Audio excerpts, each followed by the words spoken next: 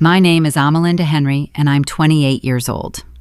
10 years ago, my older sister dragged the only clothes I owned into the backyard and set them on fire. She told our parents my thrifted rags were a stain on her pristine image. My mother stood right beside her and handed her the lighter. For 10 years, I was the ghost of our family. Then last month, the entire country was watching the Presidential Inauguration. My sister hosted a lavish watch party at her country club back in Arkansas, bragging to everyone that she personally knew the elusive designer behind the First Lady's gown.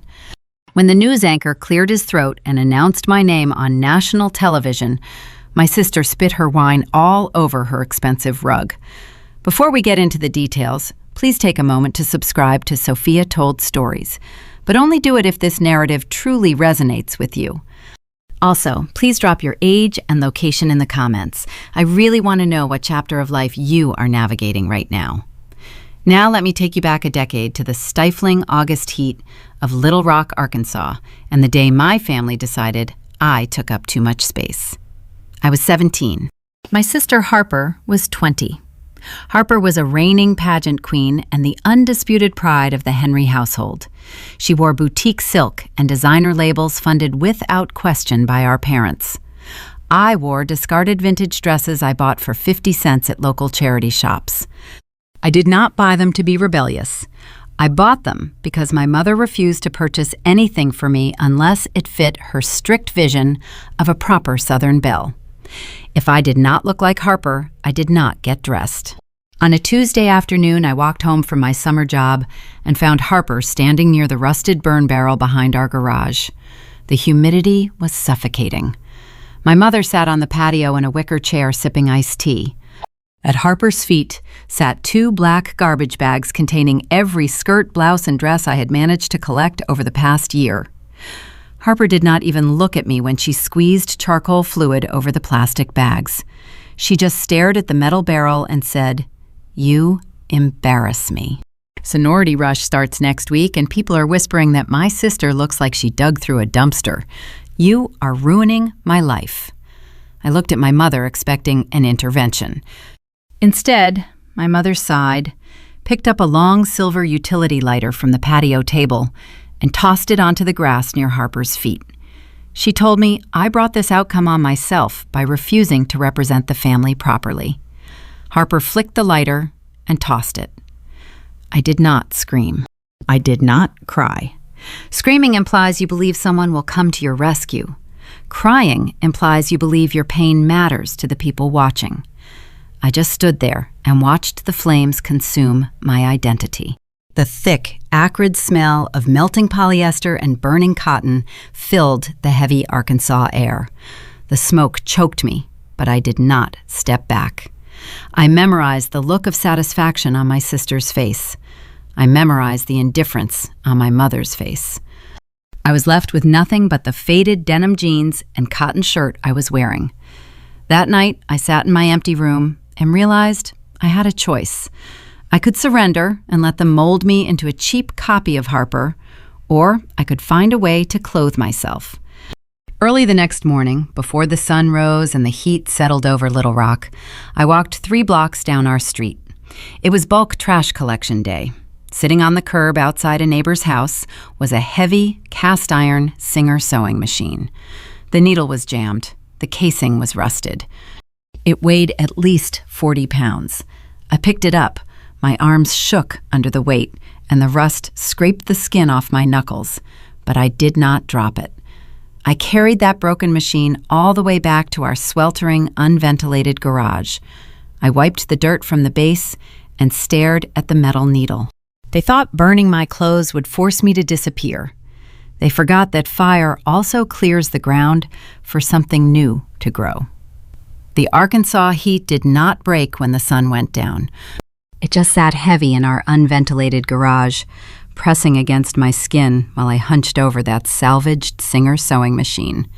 The air smelled of old motor oil and damp concrete. I spent my first 3 nights just figuring out how to unjam the feed dogs, using a rusted screwdriver and a can of industrial lubricant.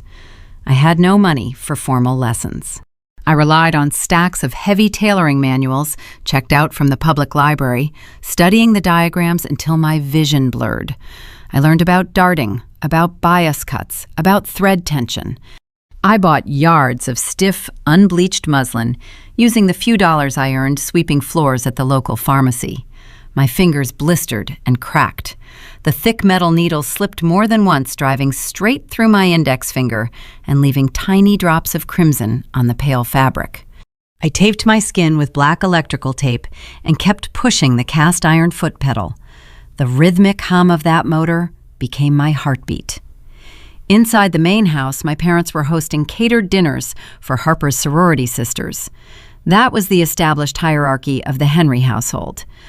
Harper was an investment. She was the golden child, engineered to marry into local political royalty. Every pageant entry fee, every silk gown, every professional hair appointment was paid for without a second thought.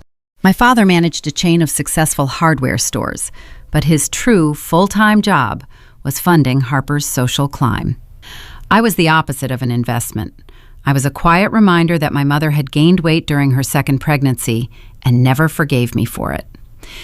My job was to remain invisible, take up zero space, and never draw attention away from the star. But remaining invisible was no longer an option. The annual harvest dance was approaching. In our town, this event was a major social proving ground. It was the night where alliances were formed and statuses were cemented. Harper was going with the quarterback of the local college team, wearing a custom-ordered sequined sheath dress that cost more than our father's monthly mortgage payment. I decided I was going to attend as well. I scavenged the clearance bins at a discount craft store on the edge of town. I found 4 yards of deep emerald taffeta, marked down because of a slight water stain near the bottom edge. It cost me $12.14. For 3 weeks, I spent every waking hour in the garage mapping out my vision. I did not want a traditional prom dress. I wanted architecture. I draped the stiff fabric over my own body, pinning it blindly, creating an asymmetrical bodice that gathered sharply at the waist and flowed into a structured, sweeping skirt. It was bold. It was structural. It looked like armor built for a girl going into battle. 2 hours before the dance, I brought the finished dress inside to steam out the final wrinkles in the laundry room. I hung it on the doorframe to grab my shoes from upstairs. I was gone for 3 minutes. When I returned, Harper was standing in the narrow hallway holding a gallon jug of heavy-duty floor bleach. A wide, jagged puddle of caustic liquid was spreading across the bottom foot of my emerald skirt. The deep green dye was already bubbling and stripping away, leaving sick, yellow stains eating through the delicate taffeta fibers. The sharp chemical smell burned my nostrils. Harper looked at the jug, then looked at me with wide, innocent eyes. "Oh no," she said, her voice dripping with artificial sympathy. "The cap was loose. I am so sorry, Amelinda. You cannot wear that now. It looks like literal garbage." She waited for me to break. She wanted the tears.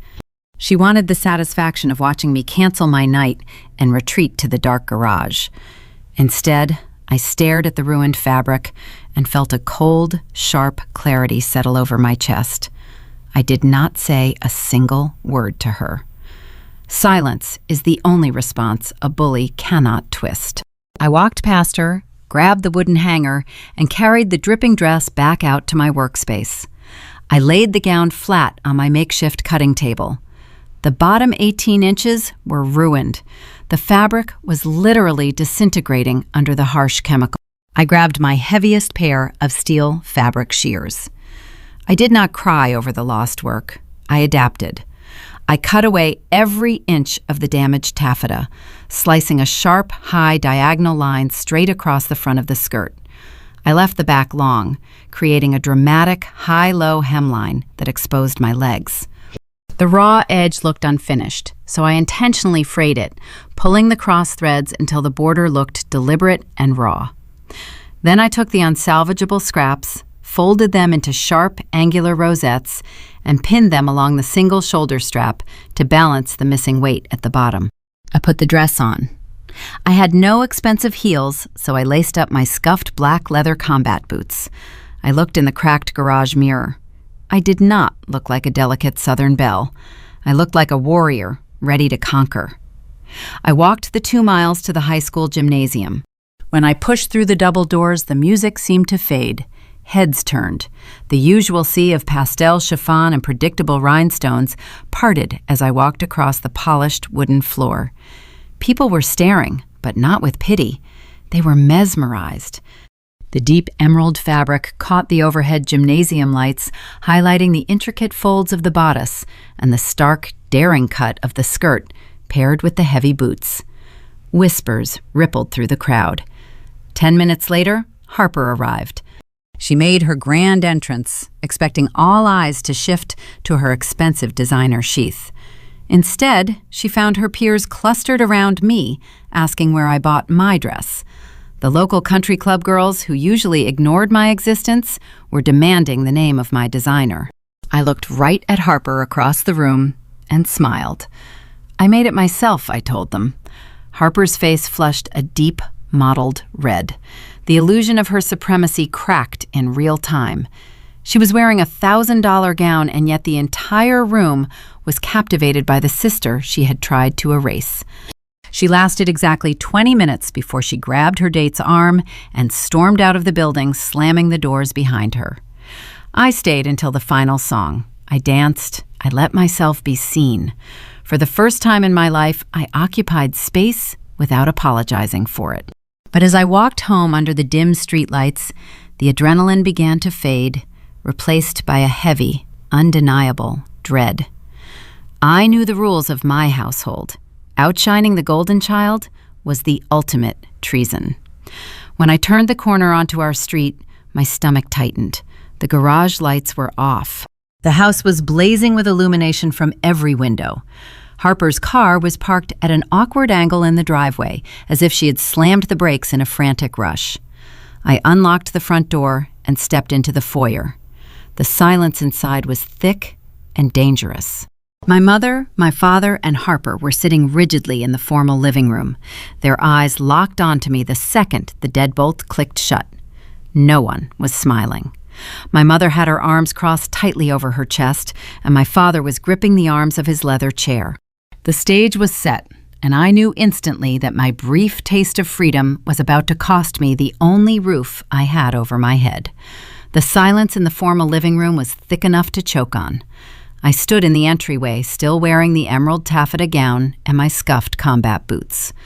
My mother sat rigid on the edge of the floral sofa. Her lips were pressed into a thin, unforgiving line. Harper was curled into the matching armchair, clutching a decorative throw pillow to her chest. She had washed her face to remove her makeup, playing the role of the devastated victim to perfection. My father stood by the unlit fireplace, arms crossed tightly over his chest. He usually avoided domestic disputes, hiding behind the sports section of the newspaper. But tonight was different. Tonight the family image had been breached. "Take off that trash," my mother ordered. Her tone was low and lethal. I kept my posture straight. I made it myself. "That is exactly the issue," she countered, standing up. "You paraded around the high school gymnasium wearing a hacked-up, ruined piece of fabric just to embarrass your sister. Harper spent weeks preparing for this night. You purposely designed a freakish costume to mock her and drag our family name through the mud. You wanted everyone to think we could not afford to dress you properly." I looked at Harper. She stared back with wide, tear-filled eyes hiding a smirk behind the pillow. She knew exactly what she was doing. She poured the bleach. She forced my hand. Yet in this room, she was the martyr and I was the villain. "I did not mock anyone," I replied, keeping my voice steady. "Harper ruined my dress 2 hours before the dance. I fixed it. People liked it." "Do not lie," my mother snapped, stepping closer. "Harper told us you threw a tantrum and butchered the dress yourself because you were jealous of her sequined gown." The sheer audacity of the fabrication left me momentarily breathless. I realized then that facts held zero currency in this house. The truth was whatever protected the golden child. My father cleared his throat. He managed a regional chain of hardware stores, and his entire identity was wrapped up in his local business reputation. He cared about his standing at the country club and the opinions of the local aldermen. Having a daughter who looked like an avant-garde runaway was bad for his conservative brand. "This rebellion ends tonight, Amelinda," he said. His voice was cold and transactional.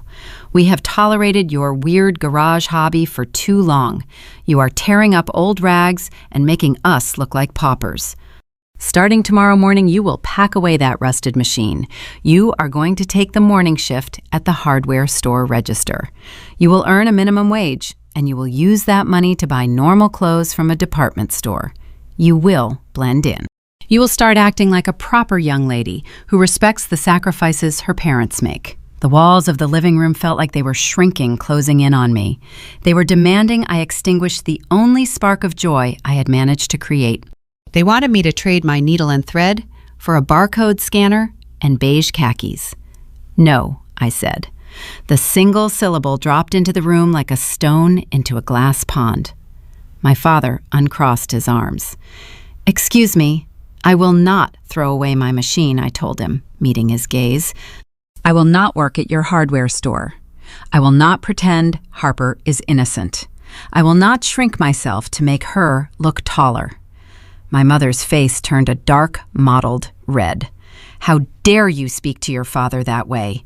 We provide for you. You provide for Harper," I corrected. "You tolerate me." There is a profound difference. My father stepped forward, his jaw tight. He was a man who expected immediate compliance from his employees and his family. "I am not going to negotiate with a stubborn teenager," he stated.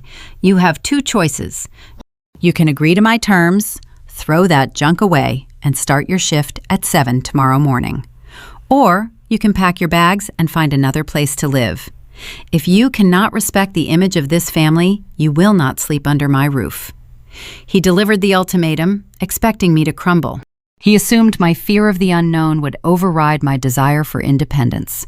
He thought a 17-year-old girl with no resources would drop to her knees and apologize. He severely underestimated my endurance. I did not argue. I did not beg for a reprieve. I turned around and walked up the carpeted stairs to my small bedroom. The house was quiet behind me. They probably thought I was going to cry into my pillow. I opened my closet. I did not own a suitcase. I pulled a faded canvas duffel bag from the top shelf. I folded my few pairs of jeans, my plain shirts, and the remaining scraps of muslin. I took a small tin box from my nightstand. Inside were all the tips I had saved from sweeping the pharmacy floors. I counted the crumpled bills. $112. That was my entire net worth. I walked back downstairs and out the side door into the dark, sweltering garage. The heavy cast-iron Singer sewing machine sat on the workbench. It weighed 40 pounds. It was cumbersome and rusted, but it was my only weapon against the world. I wrapped the power cord tightly around the base and lifted it by the metal arm. I walked back into the hallway, carrying the duffel bag over my shoulder and gripping the heavy machine in my right hand. My parents were still standing in the living room. Harper had dropped the pillow. Her eyes widened slightly as she saw the bags. My father opened his mouth, perhaps to issue another threat, perhaps to walk back his ultimatum. I did not give him the chance. I opened the front door and stepped out into the humid August night. The door clicked shut behind me, severing the tie forever. No one chased after me. No one called my name. I walked down the driveway and never looked back. The Greyhound bus station was located on the gritty edge of Little Rock. The terminal smelled of stale coffee and floor wax. I bought a one-way ticket heading north, leaving me with just $34 in my pocket. I did not care about the destination as long as it was far away from the stifling heat and the suffocating expectations of the South. The ticket agent handed me a pass for Washington, District of Columbia. I boarded the bus just as the sun began to rise, painting the Arkansas sky in bruised shades of purple and orange. I found an empty seat near the back. I slid the heavy sewing machine under my feet, resting my worn combat boots on top of its sturdy metal base. The seat beneath me was covered in cold, cracked blue vinyl. The stiff edge of a tear in the material scratched against the back of my thigh. I leaned my head against the vibrating glass window as the diesel engine rumbled to life. The bus pulled out of the terminal, leaving my childhood behind. The cracked vinyl seat offered no comfort, but it felt like a throne compared to the house I had just fled. For 48 hours, I watched the highway markers fly past, counting the miles between me and the people who tried to erase me. I thought about Harper waking up in her pristine canopy bed preparing for sorority rush. I thought about my mother pouring her iced tea content that the flawed daughter was finally removed from her perfect portrait. I felt no sorrow.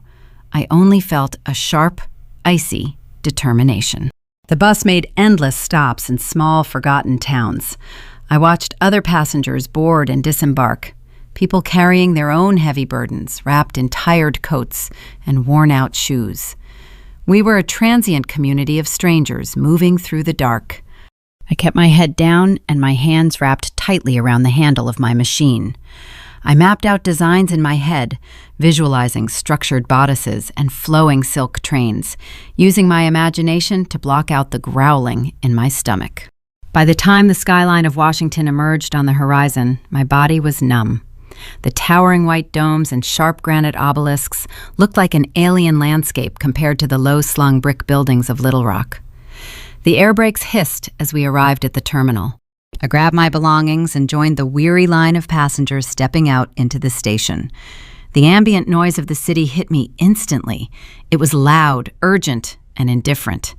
I navigated through the grand arches of Union Station feeling incredibly small. When I pushed through the heavy glass exit doors, the freezing rain slapped my face. The temperature was a shock to my southern blood. The wind whipped down the broad avenues, slicing through my thin cotton jacket like a razor. I stood under a flickering street lamp watching the brake lights of taxis reflect on the wet asphalt.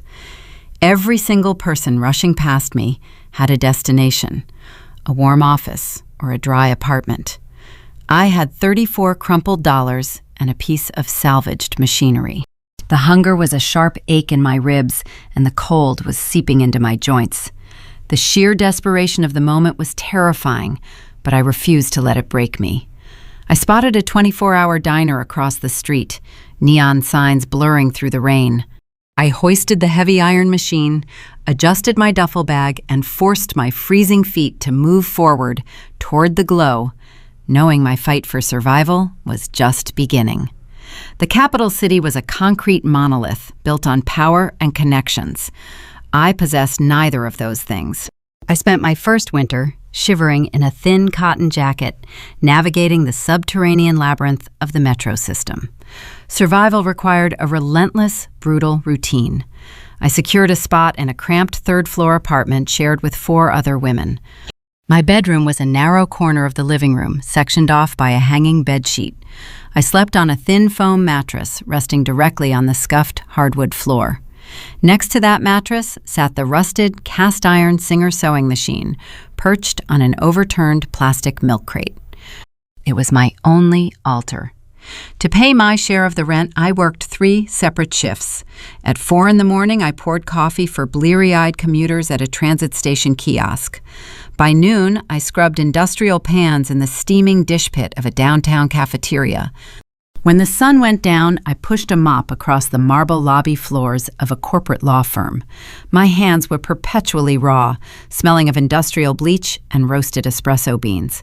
Yet every night I returned to my corner of the apartment, turned on a small reading lamp, and practiced my stitching. I bought scrap fabric by the pound from wholesale bins, dissecting the seams to understand how high-end garments were constructed. 6 months into this grueling existence, I found a lifeline. A boutique dry cleaning service in Georgetown posted a flyer in their window seeking an alterations assistant. The shop catered to diplomats, lobbyists, and political strategists. The pay was a fraction above minimum wage, but I took the job without hesitation. I wanted to be near the silk, the cashmere, and the organza. I spent my afternoons hemmed in a tiny back room replacing lost tortoiseshell buttons and repairing torn linings on $1,000 suits. It was mundane work, but it allowed my fingers to memorize the texture of wealth. I studied the construction of every designer label that crossed my cutting table, analyzing their hidden flaws and structural triumphs. 1,000 miles away in the humid grip of Arkansas, my sister was living a parallel existence, funded by my parents' bank accounts. Harper had graduated from sorority life into the insular world of the local country club. Her daily routine consisted of extended lunches beside the tennis courts, sipping expensive sparkling water, and holding court among the local elite. She contributed nothing to society, but she possessed a lethal talent for fabrication. When her peers asked about her career aspirations, Harper began weaving a complex tapestry of lies. She claimed she was operating as a high-level fashion consultant for exclusive boutiques on the East Coast. She boasted about her elite connections, dropping names she read in glossy magazines to secure her status at the top of the social hierarchy. Our parents happily paid her membership dues, viewing her carefully curated fiction as a necessary investment in the family brand. They remained blissfully ignorant that their eldest daughter was building a fragile castle on a foundation of sand. Back in Georgetown, my reality was about to shatter that illusion. It was a rainy Tuesday evening in early October. The shop was 10 minutes away from closing. I was sweeping the front lobby while the manager counted the cash register. The glass front door swung open, hitting the brass bell with a sharp, frantic chime. A woman in a tailored charcoal blazer stormed inside, rain dripping from her umbrella. She was the chief of staff for a prominent senator, and she looked panicked. Right behind her walked the senator's wife, clutching a long garment bag to her chest like a shield. They had a crisis. The senator and his wife were expected at a high-profile state dinner in exactly 1 hour.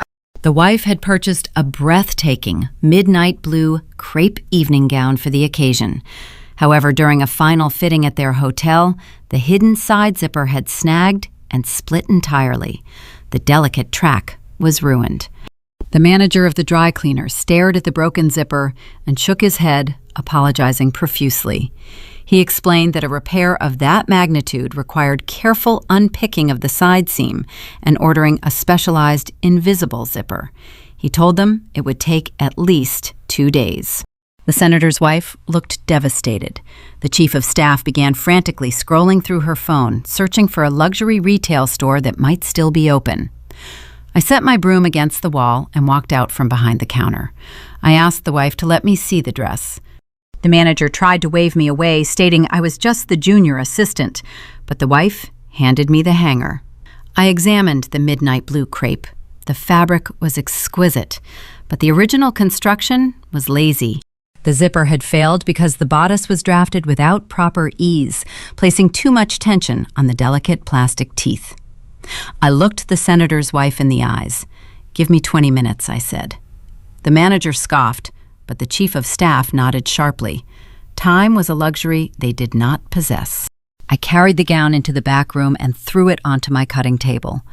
My heart pounded, but my hands were steady. I did not just replace the hardware. I knew the dress needed structural support to prevent another failure. I unpicked the side seam with surgical precision. I found a heavy-duty metal zipper in our spare parts bin, blending it seamlessly into the dark fabric. I did not stop there. Using my knowledge of architecture, I quickly pinned a hidden dart at the waistline, pulling the excess fabric inward to create a flawless silhouette. I ran the garment through the industrial sewing machine, my foot pressing the pedal in a familiar rhythmic blur. 19 minutes later, I walked back into the lobby, holding the gown. I directed the senator's wife to our small fitting room. The shop was dead silent while she changed. A few moments later, the curtain pulled back. The wife stepped out and turned toward the full-length mirror. The dress fit her like a second skin. The new hidden dart accented her waist perfectly, and the heavy-duty zipper laid flat and secure against her ribs. The transformation was startling. The garment no longer looked off the rack. It looked like a custom couture piece tailored specifically for her body. The chief of staff let out a long breath of relief. The wife stared at her reflection, tracing the clean line of the side seam with her fingertips. She turned to me, her eyes wide with genuine shock. She asked for my name. I told her it was Amelinda. She reached into her designer clutch purse and pulled out a thick, gold-embossed business card. She pressed it into the palm of my hand. She told me I possessed a rare gift, and the people in her circle paid very well for that kind of perfection. The bell chimed again as they rushed out the door, leaving the manager staring at me in stunned silence. I looked down at the heavy cardstock resting in my raw, calloused hand. I traced the embossed lettering with my thumb. My parents had banished me to protect their false image, and Harper was busy selling imaginary fashion advice at a country club. But standing in that quiet Georgetown shop, I realized I held the key to my own future. This single piece of paper was not just a tip for a job well done. It was the spark that would ignite an empire, and the fuel was already waiting in the shadows. The gold-embossed card felt heavy in my calloused palm. It was a direct, private line to the wife of the prominent senator. I waited 3 days to dial the number. I needed to ensure my hands stopped shaking, and my voice carried the necessary calm of a seasoned professional. When I finally called, she answered on the second ring. She did not want another quick repair. She invited me to her Georgetown townhouse to discuss a substantial private commission. She needed a comprehensive wardrobe for an upcoming European press tour. We agreed on 6 distinct pieces. I negotiated a 50% deposit up front. The sum was more than I had earned in 2 grueling years of scrubbing corporate floors and pouring transit station coffee. I took that check straight to an industrial supply warehouse and purchased a refurbished, heavy-duty sewing machine, drafting tables, and professional dressmaker's shears. I sourced bolts of Italian double-face wool raw silk and crisp, structured cotton. For 4 weeks, I barely slept. I transformed my narrow corner of the shared apartment into a meticulous production line. I draped, pinned, and structured every garment until the inside seams looked as flawless as the exterior facade. I refused to cut a single corner. When I delivered the final wardrobe, the senator's wife tried on a tailored ivory crepe suit. She stared at her reflection in the gilded mirror for 10 long minutes. She traced the precise line of the lapel and told me I possessed a terrifying level of talent. Washington operates on a currency of whispered recommendations. Poor women do not want to wear the same predictable designer labels as their rivals. They crave exclusivity and quiet luxury. The senator's wife attended a high-profile summit in Brussels wearing my ivory suit. Within 48 hours, my prepaid burner phone began ringing. Wives of diplomats, tech executives, and prominent lobbyists wanted appointments. I realized immediately that I could not build an empire under the name Amelinda Henry. That name was tied to a rusted burn barrel and a stifling Arkansas garage. That name belonged to a ghost who was told she took up too much space. I needed a shield. I established the brand under the pseudonym Maison Lin. I took the final syllable of my given name and attached it to a title that implied established heritage. Maison Lin had no face, no public address, and no public relations department. The secrecy became my sharpest marketing tool. Scarcity breeds intense demand. By refusing to show my face or attend industry parties, I became the most sought-after secret in the capital. I moved out of the cramped shared apartment and signed a commercial lease on a bright, airy loft in the Arts District. The demand quickly outpaced my own 2 hands. I needed a team, but I refused to hire based solely on polished resumes. I hired based on resilience. My first employee was Evelyn. She was a 60-year-old retired pattern maker who had been pushed out of the industry for refusing to compromise her standards. Evelyn took one look at my complex, asymmetrical sketches and nodded her approval. She became my right hand. Then came Matteo, a brilliant young cutter who treated fabric with reverent precision. We formed a quiet, formidable ecosystem. In my childhood home, I was taught that family meant strict hierarchy, conditional love, and constant, exhausting competition. Inside the walls of Maison Lin, I built a chosen family based on mutual respect. There was no screaming, no belittling, and no emotional manipulation. We operated on the steady, rhythmic hum of creation. We protected each other fiercely. While I was constructing armor for the most powerful women in the country, gravity was finally catching up to my sister in the humid flatlands of the South. Harper was learning a harsh lesson about inherited charm. It carries a firm expiration date. She was married to a man who ran a regional luxury car dealership. On paper, they were the picture of modern Southern success, living in a sprawling suburban estate. In reality, they were drowning under a mountain of leveraged debt. The dealership inventory was stalling, and the bank was initiating quiet foreclosure proceedings on their home. In the ruthless ecosystem of the Little Rock Country Club, financial weakness is treated like a highly contagious disease. The whispers started near the clay tennis courts. Harper noticed the averted gazes, the unreturned phone calls, and the sudden drop in volume when she approached the patio tables. Her entire identity relied on her perceived superiority. Without an endless flow of money to fund her designer wardrobe, her social currency was evaporating. She was terrified of fading into the background. She was terrified of experiencing the exact invisibility she once forced upon me. Desperation forced Harper to pivot. If she could no longer buy her status, she decided to fabricate it digitally. She launched a polished lifestyle and fashion blog. She populated the site with stolen runway images and heavily edited photos of herself wearing outdated clothes passed off as vintage couture. She wrote lengthy, arrogant posts claiming she had transitioned into an elite fashion consultant. She told her followers she was advising high-ranking political figures on the East Coast. She lied with the exact same effortless grace she used when pouring industrial bleach on my taffeta dress a decade earlier. Our parents shared every single post. They beamed with unearned pride, willfully ignoring the financial ruin looming over their eldest daughter. They preferred a comfortable fiction over an ugly reality. But architectural lies demand constant structural maintenance. The illusion worked too well.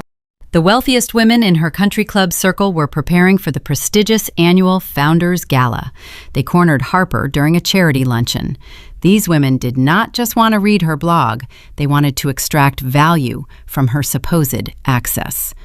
The formidable chairwoman of the gala committee placed a manicured hand on Harper's arm and issued a polite but firm demand. She requested that Harper utilize her elite Washington connections to secure exclusive custom gowns for the 6 women on the executive board. Harper smiled her perfect, practiced pageant smile and agreed even as her stomach dropped into a bottomless abyss. That night, sitting in her echoing, heavily mortgaged house, Harper poured a large glass of wine and opened her laptop. Her fake reputation now required real physical garments. She could not just order off-the-rack dresses from a high-end department store. These astute women would recognize the standard labels immediately. She typed frantic search queries into the browser, looking for secretive, obscure designers in the capital. She needed a brand unknown enough to manipulate, but prestigious enough to impress the most judgmental women in Arkansas. The search engine algorithm processed her desperate keywords and returned a single, intriguing result. It was an article from a niche political fashion journal discussing a rising, highly exclusive Washington label known only as Maison Lin. Harper clicked the link, staring at the elegant, minimalist logo glowing on her screen. She reached for her credit card, unaware that she was weaving her own neck into a perfectly tailored snare. The glowing screen of the laptop illuminated Harper's face in the dark, echoing expanse of her heavily mortgaged living room. She stared at the sleek, minimalist logo of Maison Lin. The website offered 0 photographs of the designer and 0 hints about the physical location of the studio. It only provided a single encrypted contact form reserved for private inquiries. That intense level of secrecy was exactly what Harper needed to save her drowning social status. A brand this exclusive would silence the whispering country club women in Arkansas. She rested her manicured fingers on the keyboard and began to type a masterpiece of fiction. She crafted a message dripping with unearned entitlement. She introduced herself as a premier lifestyle consultant, bridging the gap between Southern high society and capital elite. She casually dropped the names of prominent politicians she had only ever seen on television, claiming they were close personal friends who highly recommended the label. She explained that she required a custom evening gown for a prestigious upcoming gala and demanded an expedited consultation. She hit send, believing her fabricated charm would easily manipulate whoever sat on the other side of the digital void. Harper had no idea she just transmitted her desperation directly into the hands of the sister she exiled. 10 years had passed since the bonfire in the Little Rock backyard. I was 28 years old. My reality was light years away from that stifling, unventilated garage. My workspace was now a pristine fortress located in the upper echelon of the Washington Arts District. The studio featured soaring, floor-to-ceiling windows, polished concrete floors, and biometric security scanners at every entrance. Racks of pristine garments wrapped in unbleached cotton garment bags lined the perimeter. The air smelled of expensive wool and pressing steam. I wore tailored Italian trousers and crisp white button-down shirts. I had traded my scuffed combat boots for structured leather Oxfords. My life was ordered calm and undeniably secure. I was entirely unbothered by the family I left behind. It was a quiet Thursday morning. I was standing at the primary drafting table reviewing intake requests on a silver tablet. We received dozens of inquiries weekly from socialites, heiresses, and executives. I usually skimmed the names quickly, approving or declining based on our current production schedule. Then I saw the notification. The sender name read Harper Henry Collins. My thumb hovered over the screen. The studio around me seemed to grow unnaturally quiet. The rhythmic hum of the sewing machines, operated by my staff, faded into a dull, distant static. A decade of carefully constructed distance evaporated in a fraction of a second. I clicked the subject line, and the message populated the screen. I read every single word of her desperate, boastful prose. She claimed she was a prominent fashion advisor. She claimed she orchestrated wardrobes for visiting dignitaries. She even had the sheer audacity to name-drop the chief of staff, the very woman whose broken zipper launched my career years ago, as a personal reference. A ghost from my past had managed to breach the perimeter of my sanctuary. The scent of melting polyester and lighter fluid briefly invaded my sensory memory. I stared at the digital text, weighing my options. The most logical, immediate reaction was to delete the email. It would take one tap of my finger to banish her to the digital trash bin, erasing her request just as effortlessly as she once erased my existence. I could block her IP address and maintain the pristine peace I fought so hard to build. But deleting the message felt too much like hiding. It felt like allowing her to continue living in a fantasy world where her actions carried zero consequences. I locked the tablet screen and walked toward the glass-enclosed office at the back of the studio. I knocked twice before pushing the door open. Evelyn was sitting at her desk reviewing silk swatches. Over the years, Evelyn had evolved from my first employee into my head of public relations and my trusted confidant. She was the seasoned strategist who handled the delicate egos of our high-profile clients. More importantly, she was the surrogate mother figure who knew the entire history of the Little Rock backyard. She knew about the bleach, the destroyed taffeta dress, and the $112 I carried on the Greyhound bus. I placed the silver tablet on Evelyn's desk and slid it toward her. "Read the newest inquiry," I said, keeping my voice neutral. Evelyn picked up the device. She adjusted her reading glasses and scanned the paragraphs. Her seasoned eyes caught the blatant lies immediately. She read the name at the top of the form and slowly lowered the tablet. She looked up at me, her expression unreadable. "Your sister," she stated. It was not a question. "Yes," I replied. "She is demanding a custom gown for the Founders Gala. She claims she is a high-tier fashion consultant. She has no idea who owns this label." Evelyn leaned back in her ergonomic chair, steepling her fingers together. The psychological chess match was laid out on the table between us. What do you want to do, Amelinda? I can send a polite rejection stating our client roster is currently full. I can block her email domain. We do not have to entertain this delusion. I paced the length of the office, running my hand along the edge of the frosted glass partition. If we reject her, she will simply find another designer to lie about, I reasoned aloud. She will spin the rejection into a story about how exclusive her tastes are. She will maintain her fictional superiority. Evelyn nodded slowly, understanding the deeper implication. You want to take the commission.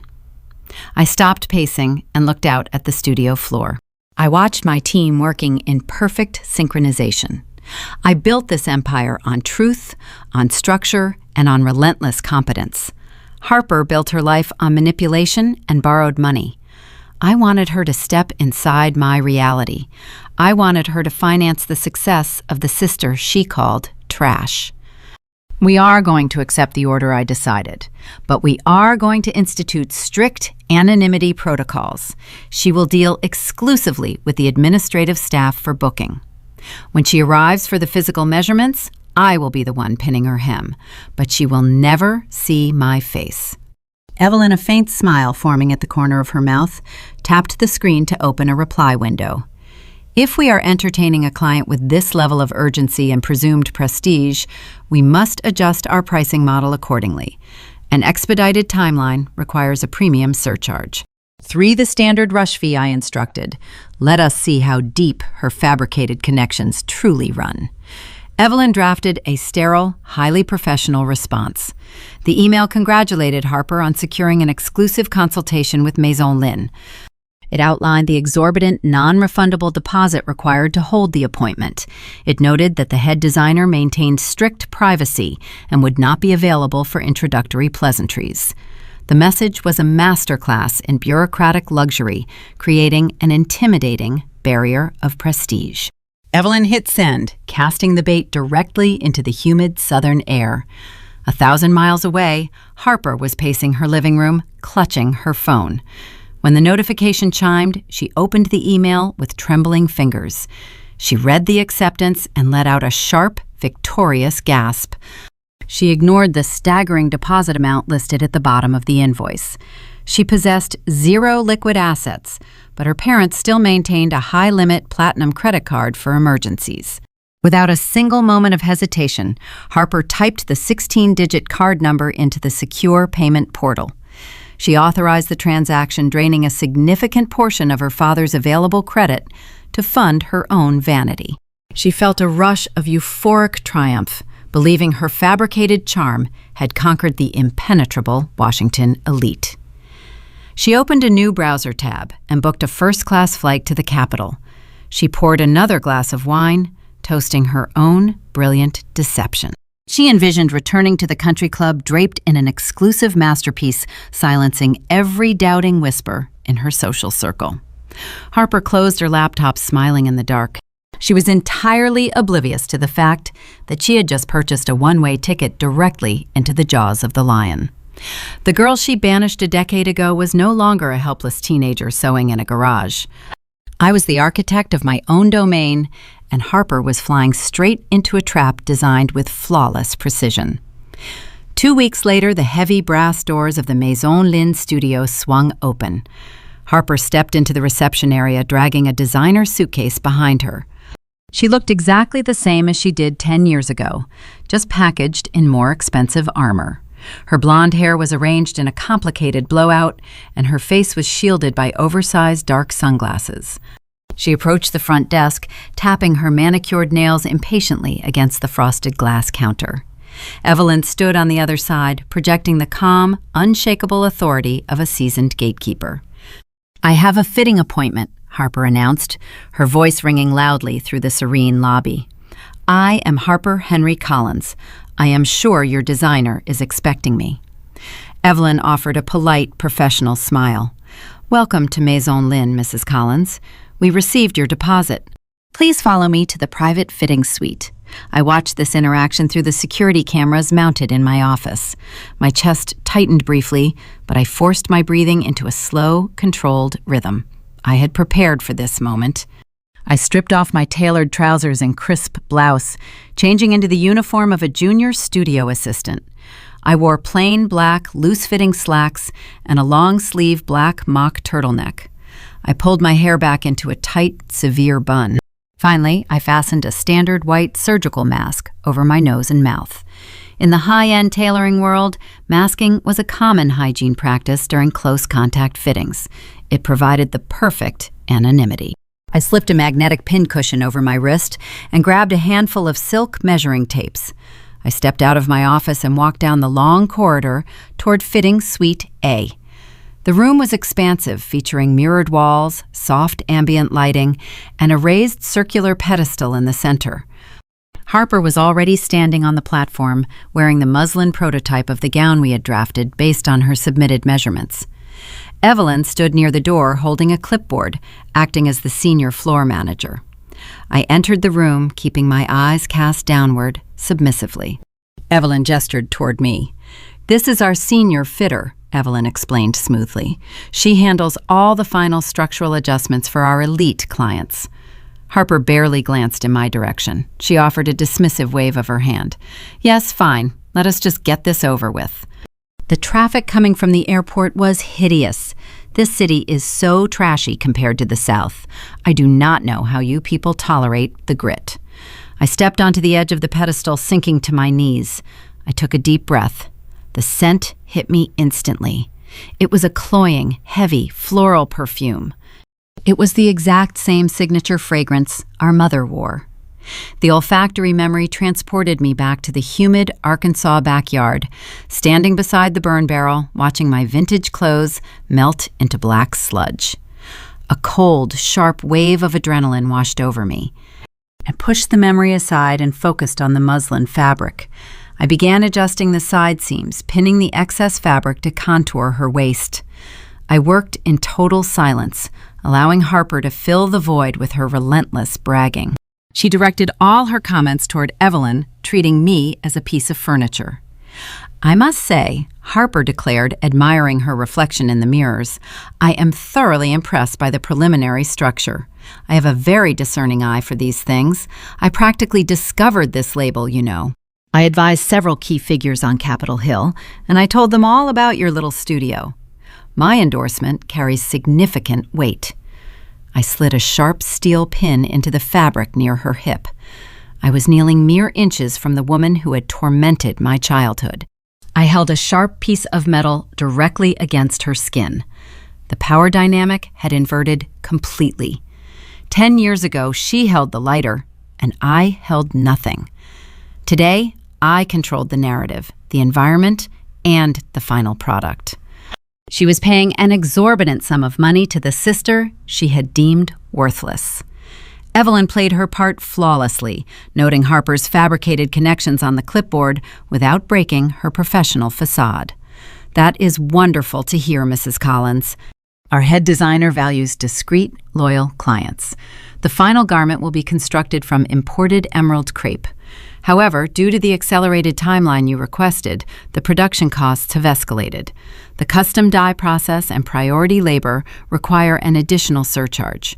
Harper frowned slightly, adjusting her sunglasses on the top of her head. How much of a surcharge? Evelyn consulted the tablet. "To guarantee delivery before your Founders Gala, the final balance, including the priority premium, will be an additional $15,000. I paused my pinning, waiting for the reaction. $15,000 was an astronomical figure for a single dress.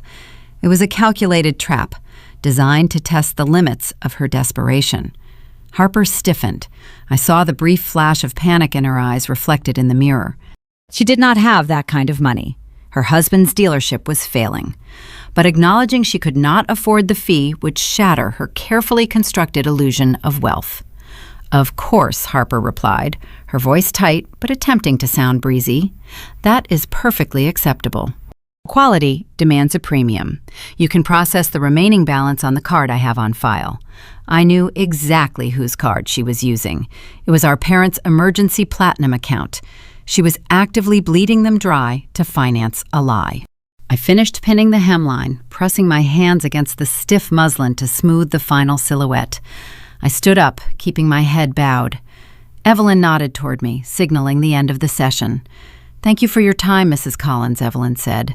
"The final garment will be shipped directly to your residence via secure courier." Harper stepped off the pedestal, picking up her designer handbag. She walked past me without a second glance. "Just ensure the tracking information is accurate," she instructed over her shoulder. "I cannot risk a delay."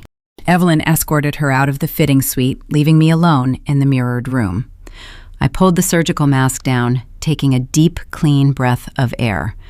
The physical proximity to her toxicity had been suffocating, but the execution was flawless. She had walked directly into the snare and locked it herself. I returned to my office and changed back into my professional attire. The petty satisfaction of charging her an outrageous fee was a minor victory. The real triumph was waiting on the horizon. Harper had purchased her armor for the Founders Gala, believing it would secure her status in Arkansas. She was completely unaware that the label she was wearing was about to become the most recognized name in the world. Later that afternoon, Evelyn walked into my office holding a sealed envelope. The crest of the United States government was embossed in gold on the thick paper. She handed it to me, her eyes shining with quiet intensity. "The Chief of Staff just left this with the front desk," Evelyn said softly. I opened the envelope with a silver letter opener.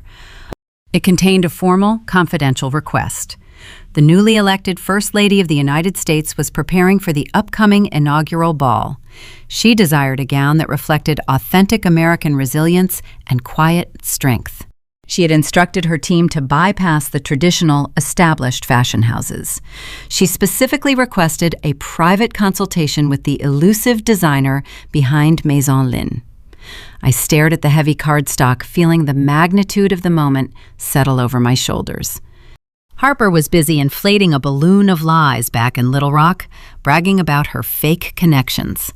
Meanwhile, the most powerful woman in the country was asking me to design a piece of history.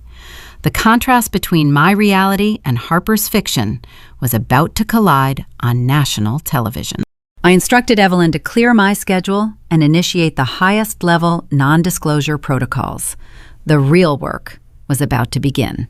I stood in the empty fitting room long after Harper departed. The air still held the suffocating scent of her heavy floral perfume. 10 years ago, that exact smell signaled my destruction. Today, it merely confirmed a tragic truth. My biological family had not evolved a single inch. They remained trapped in their shallow paradigm, hiding their moral bankruptcy behind high credit limits and designer labels. Charging her a punitive $15,000 fee felt like a swift tactical strike, but it was not the ultimate vindication. Exposing her in a private suite would only yield a momentary satisfaction. A true architect knows patience. I let her walk out the door carrying her overpriced garment because the real stage for this reckoning was already under construction. Returning to my office, I shifted my focus entirely to the heavy cardstock envelope resting on my desk. Evelyn had cleared my schedule for the remainder of the afternoon. At precisely 3 o'clock, the private elevator leading directly to my studio pinged. The heavy steel doors parted, revealing a familiar face. It was the Chief of Staff, the same woman who rushed into a Georgetown dry cleaner a decade ago, desperate for a zipper repair. She wore a tailored navy suit and carried a locked leather briefcase. We had maintained a quiet professional relationship over the years, but her presence today carried an unprecedented weight. I greeted her with a firm handshake. She bypassed the usual pleasantries, stepping directly into the center of my workspace. She surveyed the meticulous order of the atelier, nodding her approval, before turning to face me. "The upcoming administration wants to send a specific message," she explained, her voice steady and deliberate. "The incoming First Lady rejects the traditional European fashion houses." She wants her inaugural ball gown to embody authentic American resilience. She wants a designer who built an empire from the ground up without inherited wealth or legacy connections. She requested you, Amelinda. She wants Maison Lin. The gravity of the offer settled over the room. This was the pinnacle. This was the moment every designer spends a lifetime chasing. I did not hesitate. I accepted the commission. Within an hour, the studio transitioned into fortress mode. Evelyn drafted ironclad non-disclosure agreements for every single employee. We covered the exterior windows with opaque privacy film. The drafting room became a classified zone. We sourced the finest silk zibeline in a striking shade of deep emerald green, intentionally echoing the color of the ruined taffeta dress from my high school harvest dance. It was a private homage to the girl who survived the bleach. The craftsmanship required for a garment of this caliber demanded relentless precision. My team worked in synchronized silence, cutting the heavy silk and building a structured corset that would support the dramatic sweep of the train. Every stitch carried the weight of history. I supervised every measurement, ensuring the silhouette projected strength, grace, and unyielding fortitude. The atelier pulsed with a shared sense of purpose. We were not just sewing a dress, we were weaving a legacy.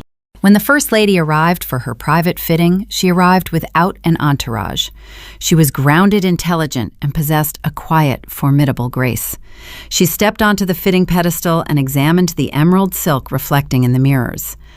She traced the structural seams with her fingertips, marveling at the hidden architecture supporting the fabric. She told me the gown made her feel invincible.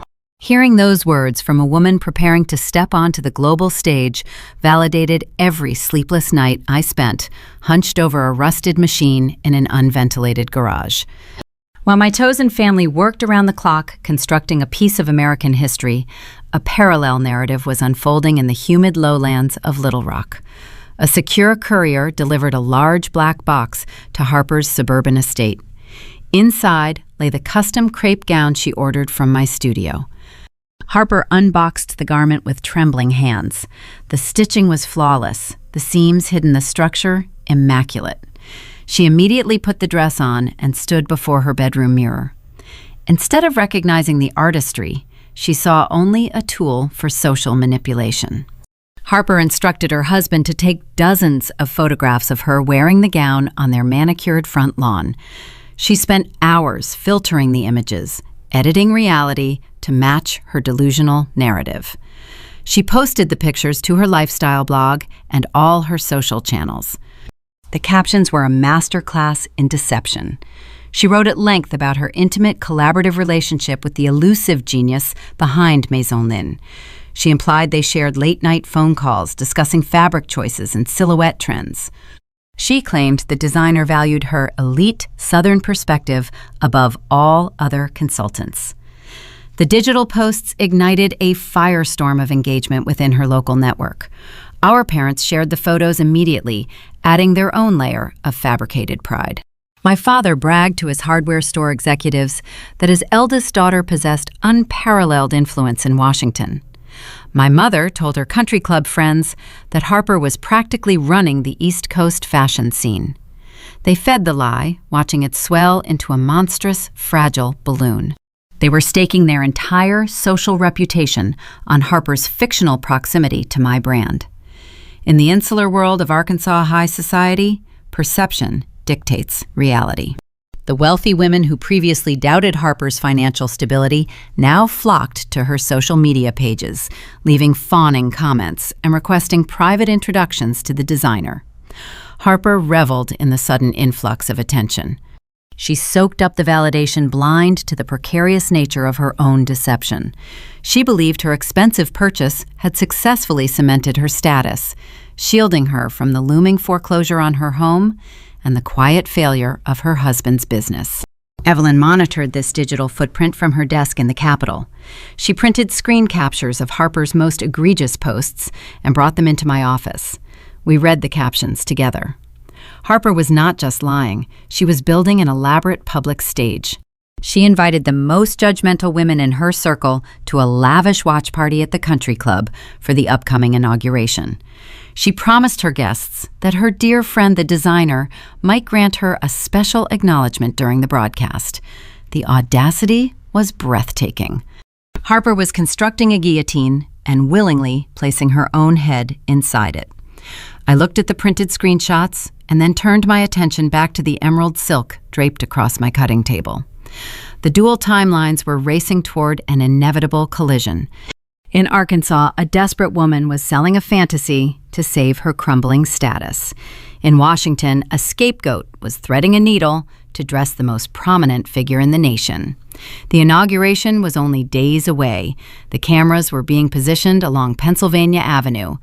The stage was set for the transfer of power. The entire country would soon tune in to watch the new administration take the oath of office. Meanwhile, my sister had gathered her entire world into one room to witness her own demise. The tension in the atelier reached a fever pitch as we finalized the last invisible hem. Every thread was secured, and every secret was locked tightly behind the heavy doors of Maison Lin, preparing for the exact moment the world would finally learn my name. The digital echo chamber in Little Rock amplified the fiction far beyond the initial design. The social media posts spread rapidly through the insular, wealthy neighborhoods of Arkansas. The local country club members consumed the fabricated narrative with intense fascination. My parents treated the blog posts like gospel truth. My father stood near the mahogany bar of the country club lounge, gripping a crystal tumbler of expensive bourbon. He told the bank president and the local alderman that his eldest daughter was virtually pulling the strings in the capital fashion scene. He boasted that her keen eye for style was shaping the wardrobes of the most powerful women on the East Coast. My mother sat in a tufted leather chair showing the country club president photographs of the custom crepe gown on her phone. She spoke with unearned authority about the exclusive textiles and the visionary designer her eldest child supposedly mentored. They were constructing a towering monument to their own vanity. The night of the inauguration arrived, bringing a sharp winter chill to the southern air.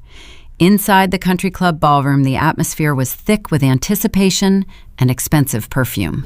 Harper had rented the premier event space, placing the exorbitant charges on the same platinum credit card she used to purchase her gown. She transformed the room into a lavish watch party. Caterers in crisp white uniforms circulated with silver trays of champagne and imported caviar. Elaborate floral centerpieces decorated the tables, adding a heavy fragrance to the heated room. 2 enormous high-definition screens flanked a raised stage at the front of the ballroom, ensuring every guest had a perfect view of the impending broadcast. Harper navigated the crowd wearing the precise garment I pinned to her body weeks earlier. She played the role of the humble insider to perfection. She touched arms, kissed cheeks, and offered practiced pageant smiles to the arriving guests. When the wives of the local hospital board asked about the dress, she leaned in close, lowering her voice to a conspiratorial whisper. She told them her dear friend the designer was incredibly nervous about the global broadcast. She hinted, with a coy tilt of her head, that the mysterious architect of the gown might even grant a special shout-out to her southern muse during the televised interview. The women gasped, touching their pearls, mesmerized by the proximity to power. My parents claimed the best seats in the front row, beaming at their successful golden child. They were inflating a fragile balloon of arrogance, entirely blind to the sharp needle hovering just inches away. 1,000 miles north, the environment could not have been more different. The convention center in Washington was a fortress of concrete, steel, and tactical security teams. The noise level outside the building was a chaotic symphony of cheering crowds and blaring motorcades. Inside the designated staging room, however, the air was remarkably still. The atmosphere hummed with quiet, intense professionalism. There were no clinking champagne flutes or boastful conversations. There was only the steady focus of a team executing a historic mandate. I stood in the center of the brightly lit dressing room, wearing a simple, tailored black suit. My hands were clean, my mind was sharp, and my breathing was slow. I held a threaded needle and a small pair of titanium scissors.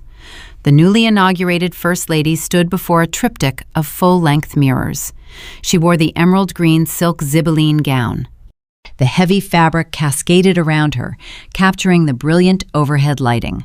The color was rich and defiant. It was a quiet, private homage to the ruined taffeta dress I wore to my high school dance so many years ago. I circled the pedestal, inspecting every invisible seam and structural dart. I adjusted the asymmetrical fold near her collarbone, ensuring the fabric framed her face flawlessly. The First Lady looked at my reflection in the mirror. She placed a calm, steady hand over her stomach, taking a deep, grounding breath. The weight of the impending broadcast was immense, but she wore the armor I constructed with undeniable grace. She turned her head slightly and thanked me for creating a garment that made her feel invincible. I offered a short, respectful nod, clipping a microscopic loose thread from the hemline. My chosen family. Evelyn and Mateo stood near the doorway holding emergency sewing kits and lint rollers, maintaining a silent, vigilant watch. The dichotomy between the two geographic locations was stark and poetic. Down in the humid lowlands of the South, a desperate woman was holding court, performing a frantic dance to save her crumbling social status. Harper was surrounded by people who only valued her for the imaginary access she provided. She was drinking heavily, laughing too loud, and checking the projection screens every few seconds. The foreclosure notices for her suburban home were stuffed deep inside her designer purse while she sipped her wine. Her survival depended entirely on a fiction she could not control. Up in the freezing capital, I was operating in the shadows, anchored by relentless competence. I did not need an audience to validate my existence. I did not require the applause of strangers to confirm my worth. I possessed the quiet, terrifying power of a person who built a life with her own calloused hands. I looked at the emerald silk reflecting in the mirror and felt a profound sense of peace. The girl who cried over a jammed sewing machine in a hot garage was gone forever. A production assistant wearing a headset stepped into the staging room holding a glowing clipboard. He raised 2 fingers, signaling a 2-minute warning. The broadcast network was preparing to cut live to the ballroom floor. The news anchors were taking their positions, ready to dissect every detail of the debut. The fashion commentary was always a crucial segment of the night, analyzing the sartorial choices for hidden political messages. I stepped back from the pedestal, allowing the security detail to flank the First Lady. She offered one final warm smile before walking toward the heavy velvet curtains separating the staging area from the global stage. Evelyn stepped up beside me, handing me a glass of cold water. We stood side by side and watched the monitor mounted on the concrete wall. Back in Little Rock, the country club ballroom fell silent as the broadcast network logo flashed across the enormous screens. The caterers stopped moving. The wealthy patrons found their seats. Harper stood near the front row, right beside our parents, holding a fresh glass of red wine. She smoothed the front of her expensive crepe dress, preparing to receive the adulation of her peers. She truly believed her fabricated narrative was bulletproof. She thought the secretive nature of the label would protect her forever. She assumed the ghost she banished a decade ago would remain buried under the ashes of the backyard fire.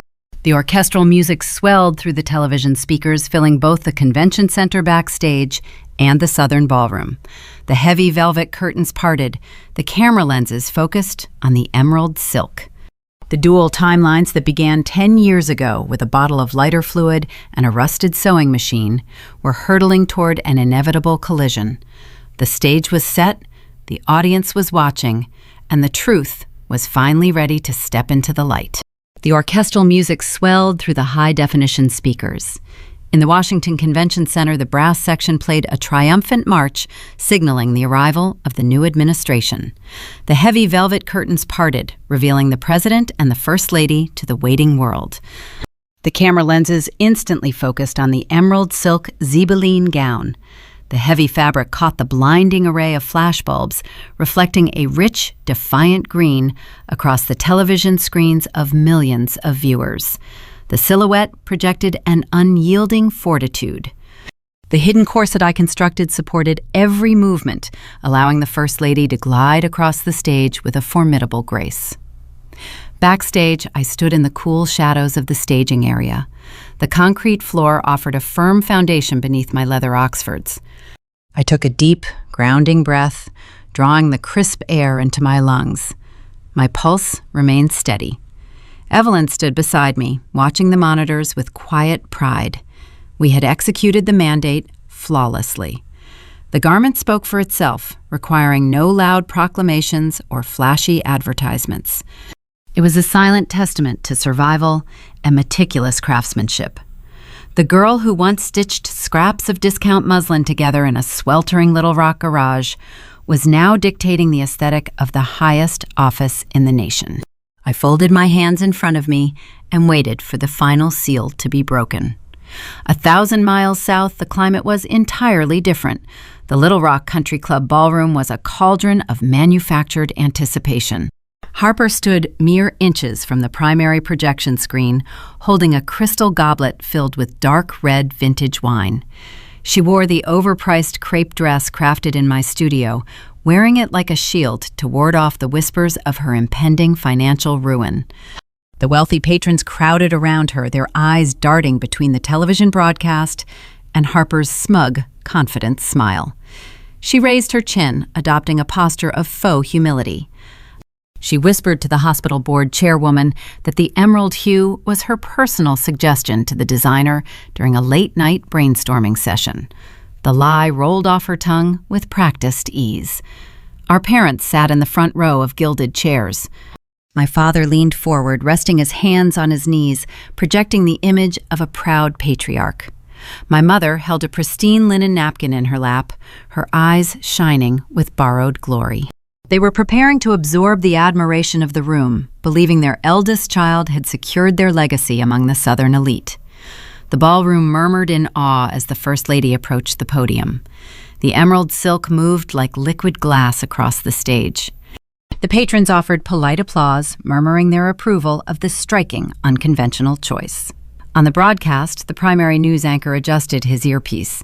The screen split into two frames showing the First Lady on the left and the anchor desk on the right. The male anchor cleared his throat, shuffling a stack of cue cards. The ballroom in Arkansas quieted down, eager to hear the sartorial commentary. The women leaned in, expecting to hear the confirmation of Harper's elite connections. The fashion world has been waiting weeks for this specific reveal. The anchor began, his voice projecting, clear and authoritative, through the surround sound speakers. The incoming administration promised a departure from established European houses.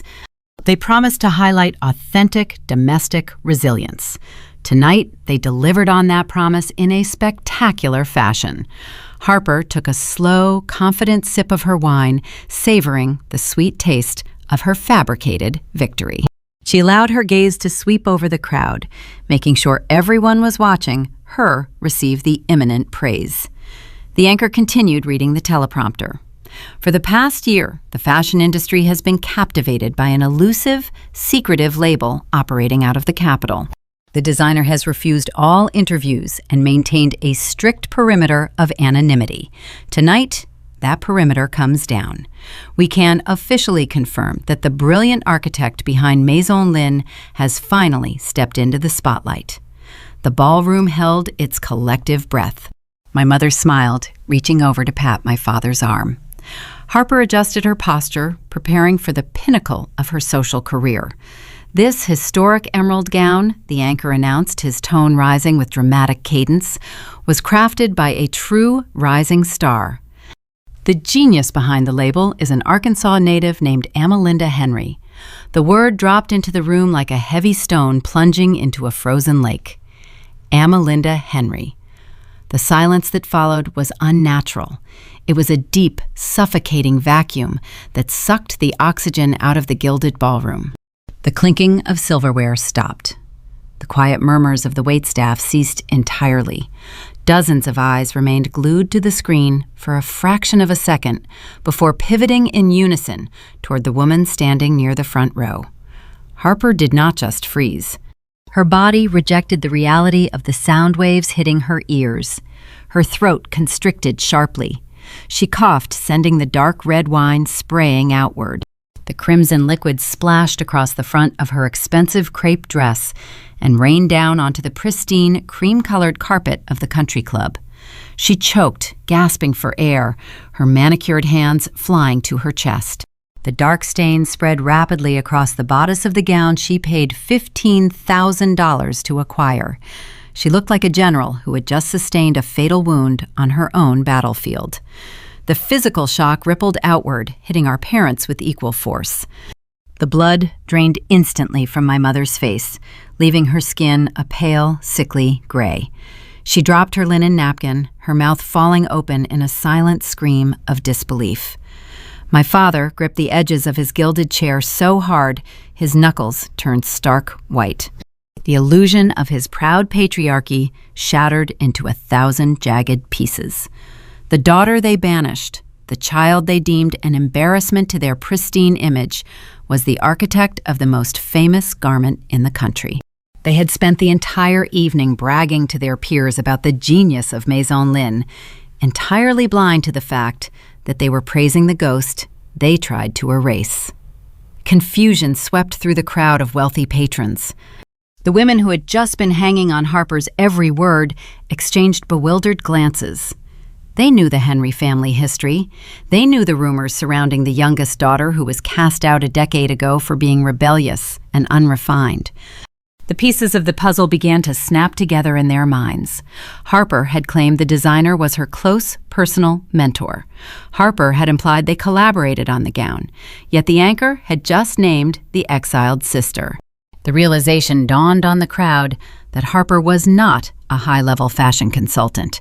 She was a desperate fraud parading around in a dress crafted by the sibling she threw away. On the television screens, the broadcast shifted gears.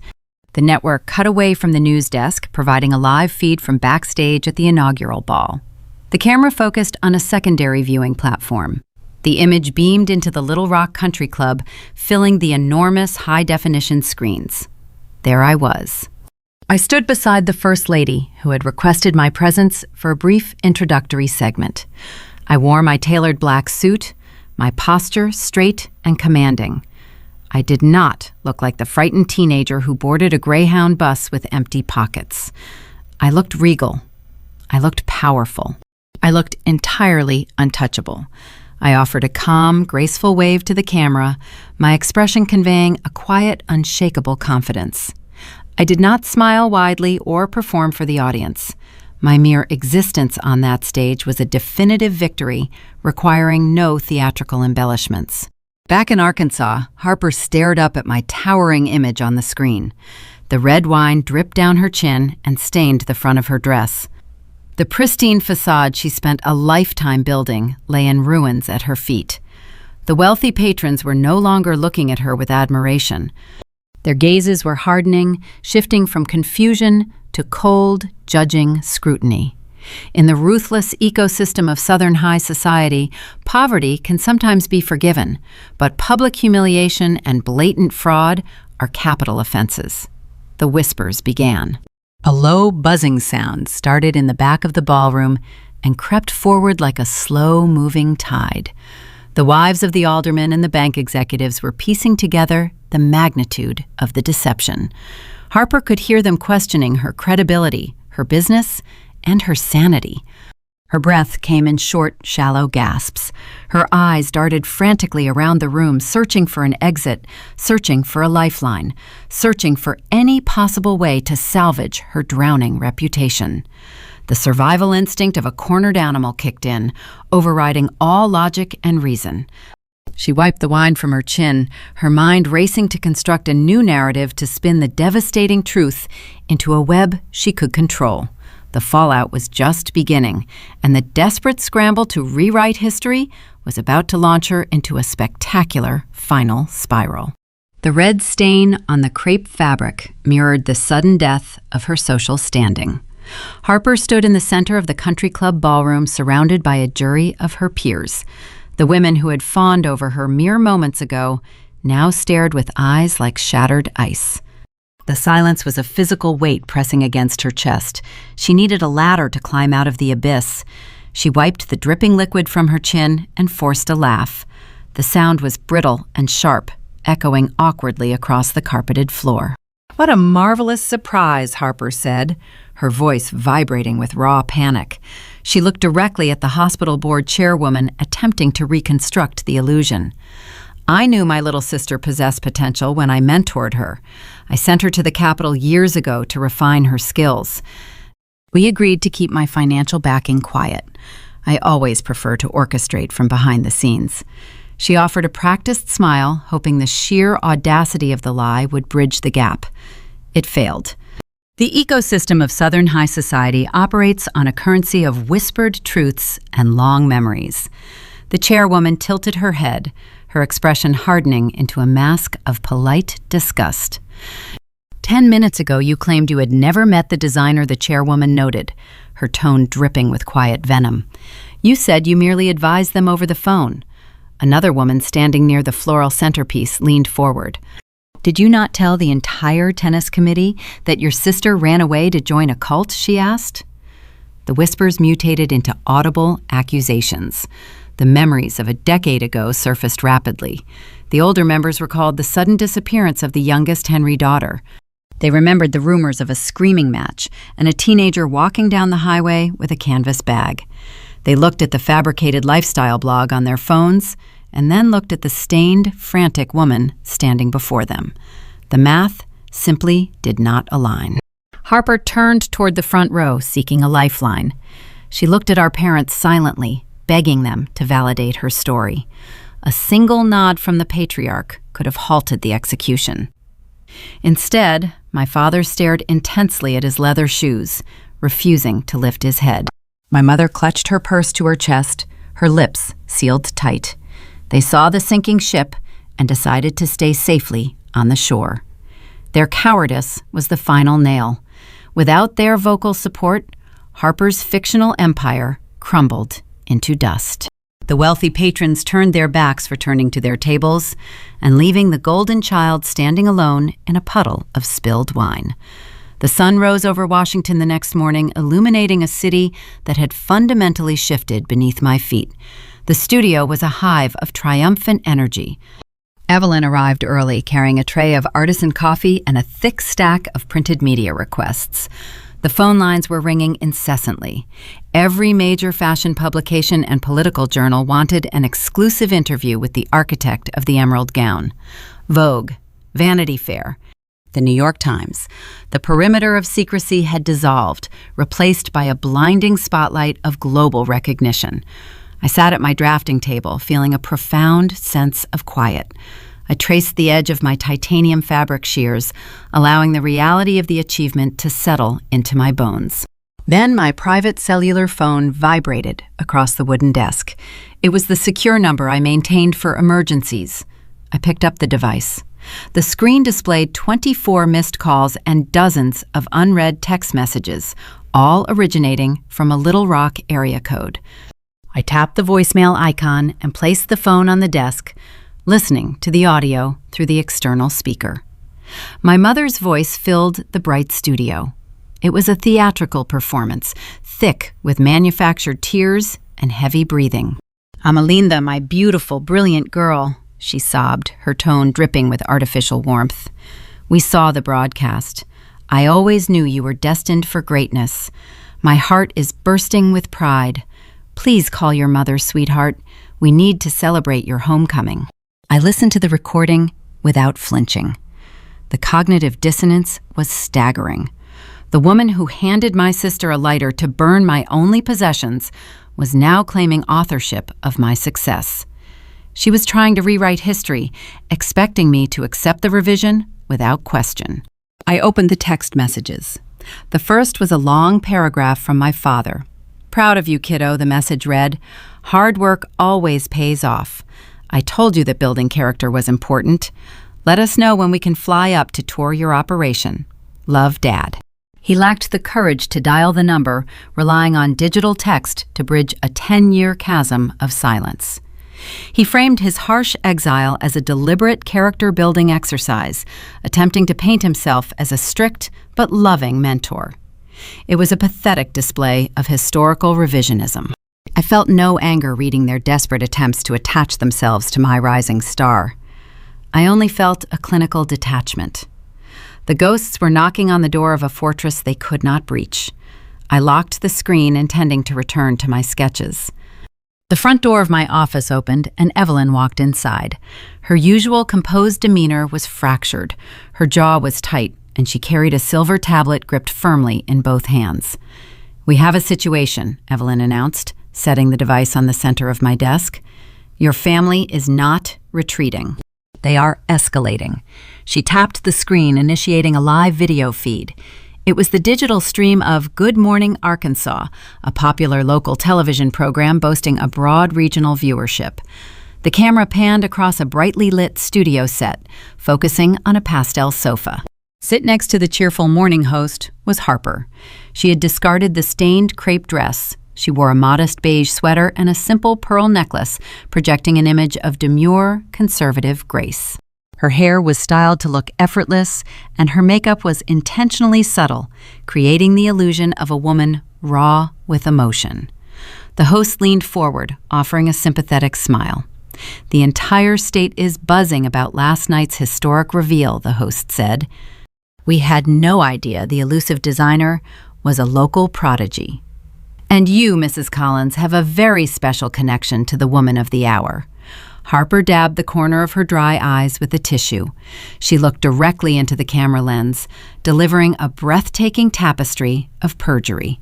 "Amelinda and I are incredibly close," Harper stated, her voice wavering with practiced vulnerability. "The secrecy surrounding the brand was actually a joint decision. We wanted the work to speak for itself, without the distraction of our personal lives." I stared at the screen, watching the golden child attempt a brazen daylight robbery. She was bleeding out socially at the country club, and this television appearance was her desperate tourniquet. "People assume fashion is a solitary endeavor." Harper continued, smiling sweetly at the host. "But Maison Lin is a true sisterly partnership. I sketch the core concepts and source the inspiration down here in the South, drawing on our rich heritage. Amelinda executes the physical construction up north. The First Lady's gown was our most intimate collaboration yet. I am just so proud to see our shared vision on the global stage." Evelyn crossed her arms over her chest, her eyes narrowing at the monitor. She is trying to hijack the narrative. Evelyn noted her voice a low, dangerous hum. "She is claiming creative ownership of your legacy." Harper was not just spinning a lie to save face at a cocktail party. She was actively attempting to steal the emerald silk, just like she stole the high school spotlight. She believed I would remain the silent, invisible scapegoat, too afraid of public confrontation to correct the record. She assumed I would let her share the crown, because I had always yielded the floor in the past. I reached out and paused the video, freezing Harper's fabricated smile on the glass screen. The conflict had shifted from a private humiliation to a highly public theft. She had drawn a line in the sand, broadcasting a challenge to the entire state of Arkansas. I looked up at Evelyn, my pulse steady and my mind calculating the precise trajectory of the final strike. The time for silent endurance was over. Evelyn stood in my office waiting for a directive. The television monitor behind her remained paused on Harper's tearful face. The brazen lie hung in the sterile air of the studio. Evelyn held her silver tablet tight, her knuckles turning white under the fluorescent lights.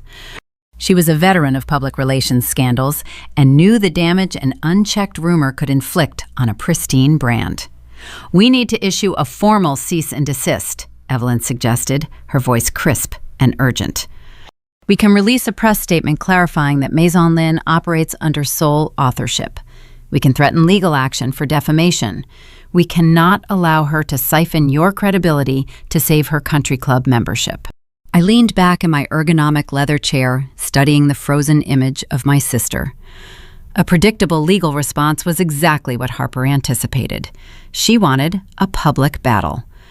If we sent lawyers, she would run straight back to the morning talk shows, weeping about how fame had turned her beloved younger sibling into a ruthless corporate monster. She would play the victim. It was the only role she knew how to execute flawlessly.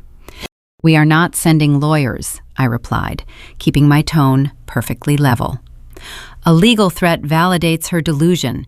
It tells the public we consider her a legitimate adversary. Evelyn lowered the tablet, her brow furrowing in confusion. "Then how do we neutralize this?" I offered a slow, calm smile. The corners of my mouth lifted, but the expression lacked any warmth. "We let them dig the hole deeper." I turned my attention to the dual monitors on my desk. I bypassed the email application and opened the encrypted security server. The system stored high-definition audio-visual recordings from every room in the facility. I navigated to the archive folder, locating the timestamp from Harper's fitting session 2 weeks prior. I clicked the file and dragged it to the center of the screen. The video began to play. The hidden camera captured the pristine mirrors of fitting suite A. It showed Harper standing on the circular pedestal, wearing the preliminary muslin prototype. It showed me kneeling on the floor, wearing plain black clothing and a white surgical mask. The audio picked up Harper's sharp, mocking tone as she complained about the gritty city and boasted about her fictional influence. It captured every single insult she hurled at the masked seamstress, pinning her hem. "This is our countermeasure," I told Evelyn, tapping the glass screen. Evelyn watched the footage, her seasoned eyes widening as she recognized the sheer destructive power of the recording. It was undeniable proof of Harper's arrogance and her total ignorance regarding the true identity of the designer. It was a digital guillotine waiting to drop. "My family operates on a very predictable cycle," I explained, standing up from my desk. "They demand immediate obedience. When they do not receive it, they panic and escalate their tactics. My mother left voicemails praising me. My father sent texts pretending he supported my journey. Harper went on television to claim co-authorship. They are pulling every lever they can reach to force my compliance." I picked up my private cellular phone. The screen displayed dozens of missed calls accumulating by the minute. "When I do not answer these calls, they will lose whatever fragile composure they have left." I continued, "They are losing control of the narrative in Arkansas. They will not wait for an invitation. They will come here to extract the compliance they believe they are owed." I reached across the desk and pressed the silver intercom button, connecting directly to the ground floor security desk. The voice of my head of security answered instantly. "Initiate a protocol upgrade for the main entrance," I instructed.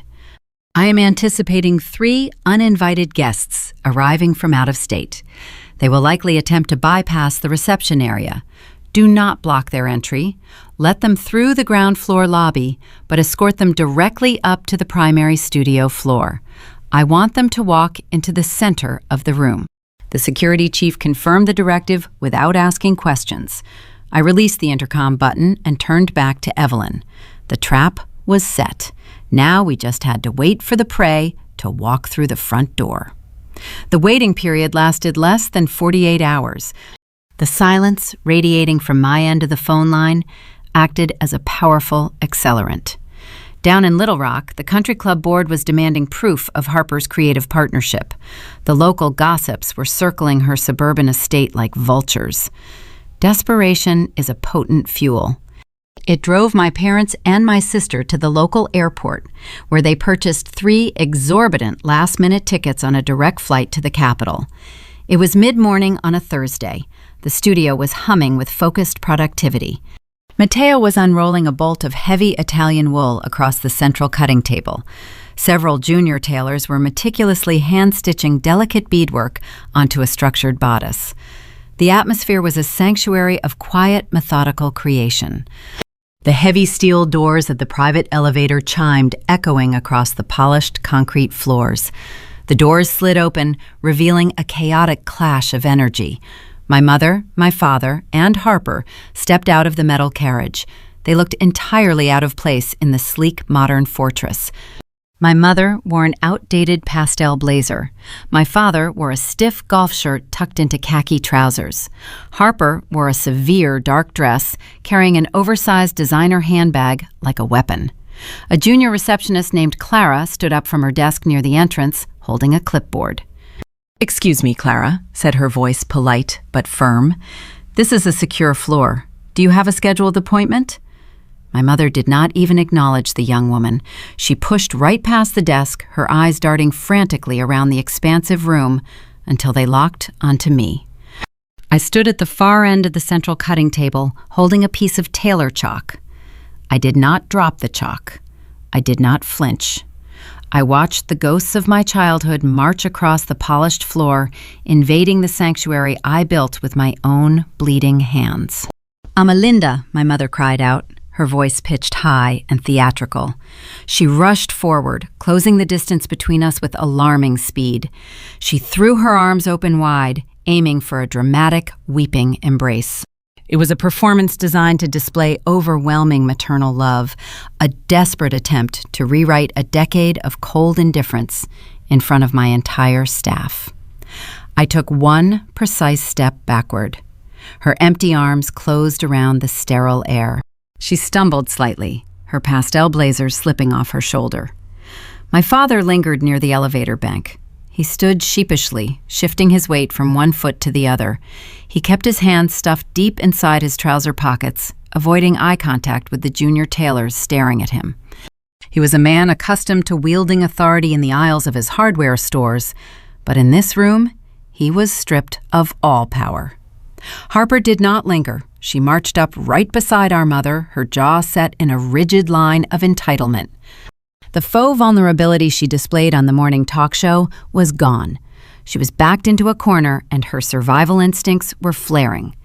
She surveyed the luxurious surroundings, taking in the vaulted ceilings and the expensive fabrics, the undeniable visual evidence of my formidable success. Her eyes narrowed, focusing on my calm expression. She was preparing to launch a volley of demands, believing she could still bully the younger sister she tormented in the sweltering backyard. The confrontation had finally arrived, stepping off the television screen and into reality. The tension in the studio snapped tight, vibrating like a drawn bowstring ready to release the final, devastating arrow. My mother caught her balance by grabbing the edge of the polished cutting table. Her face flushed a deep, mottled pink. She looked at her empty hands, and then looked up at me, her eyes wide with manufactured hurt. She opened her mouth to deliver a familiar guilt trip, but Harper shoved past her. The older sister who once reigned supreme over the Little Rock social scene was unraveling in real time. Harper slammed her oversized designer handbag onto the pristine work surface. The heavy brass hardware scraped against the smooth wood, breaking the quiet rhythm of the room. "We do not have time for this emotional performance," Harper snapped, directing her frustration at our mother before turning her sharp gaze onto me. "The board members at the Founders Gala Committee are threatening to revoke my membership. The local papers are calling my publicist, calling me a fraud. You need to fix this immediately." I did not flinch at the harsh sound of the metal scraping the wood. I stood perfectly still. Surrounding me were the people who actually built my life. Matteo stood to my left, his fabric scissors resting motionless in his hands. Evelyn stood to my right, a silent sentinel guarding the gates of the empire we constructed together. The junior tailors remained at their respective stations, watching the chaotic display of Southern entitlement clash against the cold, concrete reality of my sanctuary. The juxtaposition was glaring. My biological relatives looked like frantic actors performing a melodramatic scene on the wrong stage. "I need you to draft a joint press release, right now," Harper ordered, jabbing a manicured finger in my direction. "You will tell the media that our television interview was accurate. You will state that we are co-founders of this brand and that my Southern heritage inspired the entire inaugural collection. If you issue the statement by noon, the country club will back off and my reputation will survive." Her demands were breathtaking. She was attempting to extract a ransom using zero leverage. This was the exact dynamic that governed my childhood. Harper issued a decree, and the rest of the household scrambled to pave the road before her feet. She grew up believing the world was simply an extension of our parents' checking account, existing solely to fund her comfort. She expected me to lay my life across the tracks to stop her impending social train wreck. My mother recovered her posture, smoothing the lapels of her outdated pastel blazer with trembling hands. "Amelinda, please," she pleaded, adopting a soft maternal tone that felt foreign and unearned. "Your sister is under an immense amount of strain. Her husband is facing some unfortunate business restructuring, and the neighborhood gossips are being terribly unkind. We are your family. We flew all the way up here because we know you have a good heart. You can share a tiny piece of this spotlight. It will not cost you anything to help your own blood navigate a difficult season." I shifted my gaze past the two women and looked at the elevator bank. My father remained rooted to the polished concrete floor. He refused to step forward and join the firing squad, but he also steadfastly refused to stop it. He was playing the exact same cowardly role he perfected 10 years ago, standing in the living room while I packed my duffel bag. He hovered in the shadows, watching his wife and eldest daughter try to consume my identity. He was waiting to see who would emerge victorious before choosing a side. His silence was a tangible thing, heavy, pathetic, and deeply familiar. He wanted the benefits of a successful daughter without the burden of defending her. I looked back at Harper. Her breathing was shallow and uneven. Her eyes darted around the luxurious studio, absorbing the sheer magnitude of the wealth and influence I possessed. She was desperate to claim a fraction of it to pay off the moral and financial debts she accumulated back home. I placed my tailor chalk gently onto the table. The small click echoed in the quiet room. "I am not going to issue a press release," I said, my voice low, even, and carrying the terrifying weight of undeniable certainty.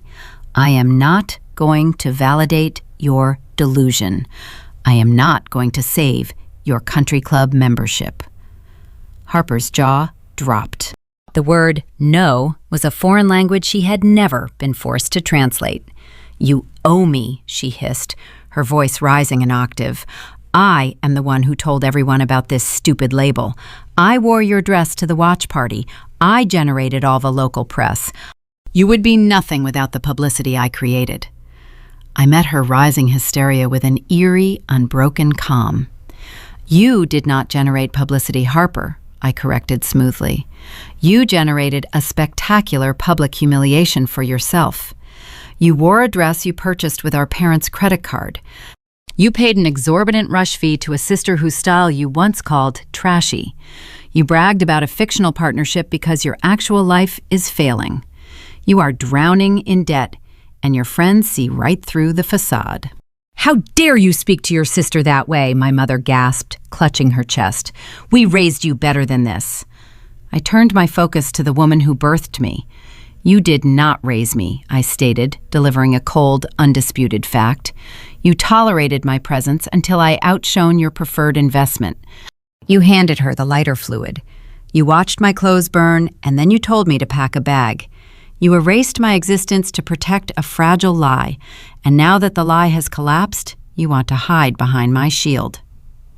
The room was silent except for the faint hum of the climate control system. My chosen family watched the execution with quiet reverence. My biological family stood frozen, trapped in the harsh, unfiltered light of accountability. They had no weapons left. They could not threaten to evict me. They could not withhold funding. "You are acting like a petulant child," Harper sneered, trying to regain the upper hand. "You hold a petty grudge over some old rags. Grow up, Amelinda. We are offering you a chance to reconnect with your heritage. If you refuse to clear my name, the press will eventually find out how you treat your own family. It will ruin your pristine brand." Her final threat hung in the air, a desperate grasp at a power she did not possess. She thought the threat of public exposure would bend my will. She assumed I feared the judgment of the media just as much as she feared the judgment of her Southern peers. She believed I was still the invisible scapegoat, desperate for a seat at their table. I did not raise my voice. I did not show a single ounce of fear. I walked around the edge of the cutting table, closing the physical distance between us. The heavy silk fabrics surrounding us seemed to absorb the tension. Harper took a tiny, involuntary step backward, her confidence fracturing under my steady, unwavering gaze. She was finally realizing that the girl she bullied in the humid lowlands of Arkansas was gone forever. The woman standing before her was an architect of her own destiny, fortified by years of relentless struggle and undeniable triumph. I held all the cards, and I was preparing to reveal the final, devastating piece of evidence. I looked at the woman attempting to weaponize public opinion. Harper truly thought she held the ultimate trump card. She operated under the assumption that I spent my days worrying about idle gossip the way she did. I did not possess a fragile country club membership to protect. My clientele valued extreme discretion and flawless tailoring, not Southern debutante drama. She was aiming a blunt weapon at a fortress built of steel. "I am not angry with you, Harper," I said, keeping my voice smooth and rhythmic. "Anger requires emotional investment. I spent my allotted anger 10 years ago, sitting on a freezing bus with empty pockets. Looking at you right now, I only feel a profound sense of pity. You built a prison out of lies, and now you are suffocating inside the walls you erected." I reached my hand out toward Evelyn. My public relations director knew the exact cue. She stepped forward and placed the sleek silver tablet into my palm.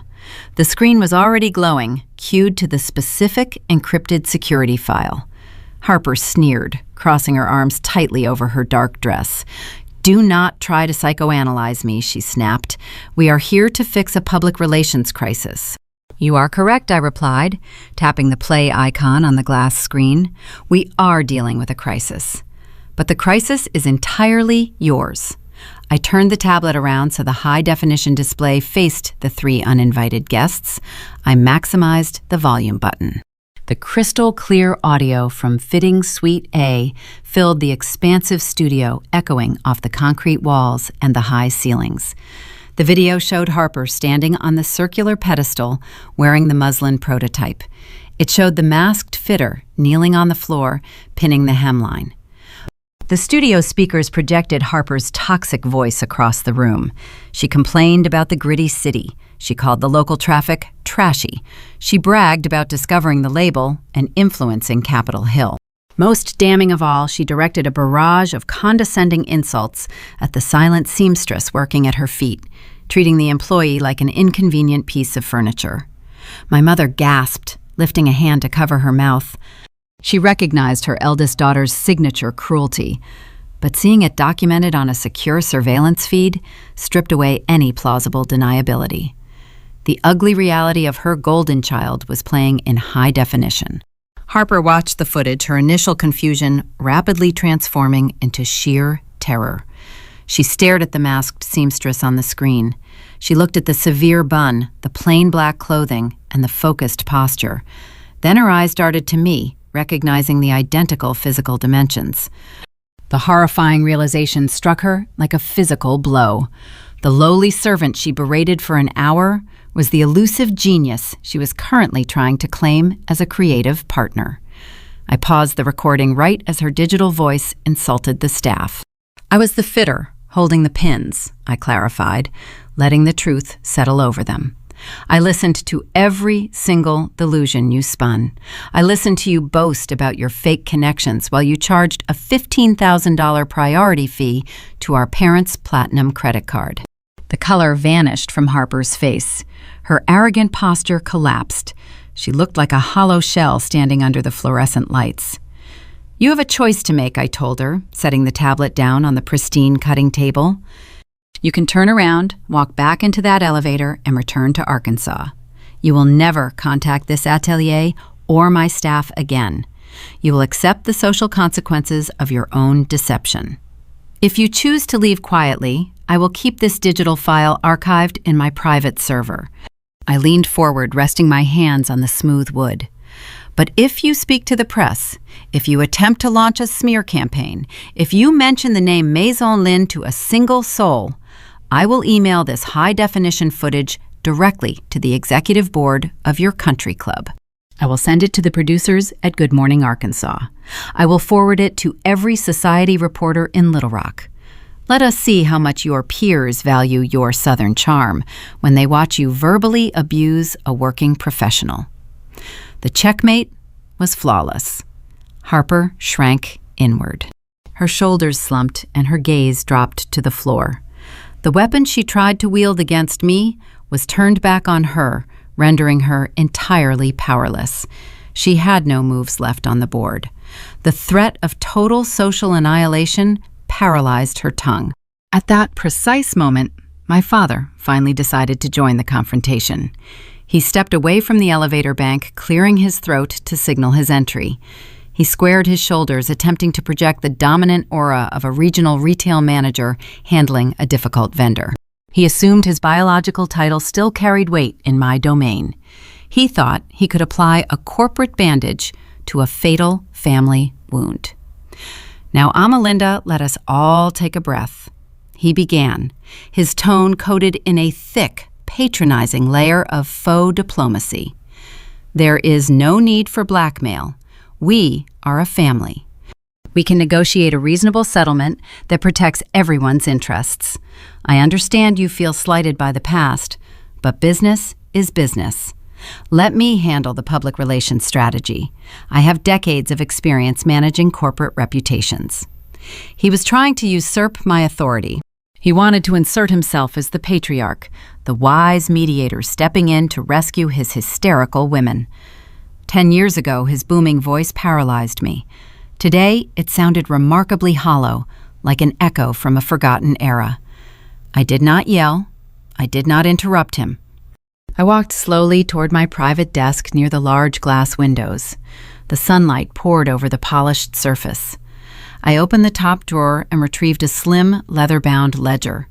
I pulled out a heavy embossed checkbook and picked up a fountain pen. My father continued his monologue, outlining a hypothetical compromise where I quietly funded Harper's lifestyle blog to maintain the illusion. He spoke about protecting the Henry brand as if it possessed any actual value outside their immediate zip code. He sounded like a mid-level executive trying to appease a dissatisfied customer, willfully ignoring the deep emotional betrayal that caused the fracture. I unscrewed the cap of the pen. I wrote the current date. I filled out the payee line with his full legal name. In the numeric box, I wrote 112. I spelled the amount out in crisp cursive lettering. I signed my name at the bottom, confirming the transaction. On the designated memo line in the bottom left corner, I wrote 3 specific words: paid in full. I tore the thick paper from the booklet. I walked back across the room and stopped directly in front of him. I held the rectangular slip out. He stopped talking, his brow furrowing in confusion. He looked at the paper and then looked up at my face. "Take it," I instructed. He reached out tentatively and accepted the check. He read the numbers, the specific total registered in his memory, unlocking the mental vault he had kept sealed for a decade. $112 was the exact sum I carried out of his house the night he banished me. It was the total compilation of my minimum wage tips. It was the only financial security I possessed when I boarded the bus. "You do not get to manage my business," I told him, my voice cold and unyielding. "You do not get to negotiate on my behalf. You forfeited your patriarchal authority the night you stood in the living room and told a 17-year-old girl she was no longer welcome under your roof." He opened his mouth to defend himself, but I held up a single hand, silencing him instantly. "You watched your wife and your eldest daughter destroy my belongings." I recounted, laying the history bare for the entire studio to hear. "You issued an ultimatum, demanding I shrink my potential to accommodate their vanity. When I sought an advocate, you chose cowardice. You preferred a peaceful house over a protected daughter." The paper trembled in his grip. The reality of his failure was printed in dark ink and handed back to him, forcing him to hold the tangible weight of his neglect.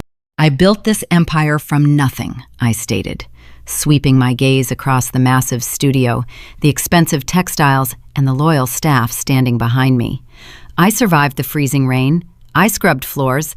I paid my own way. You did not protect me when I had nothing. You do not get to claim me now that I have everything." The verdict was delivered. The ledger was balanced. The debt was officially canceled.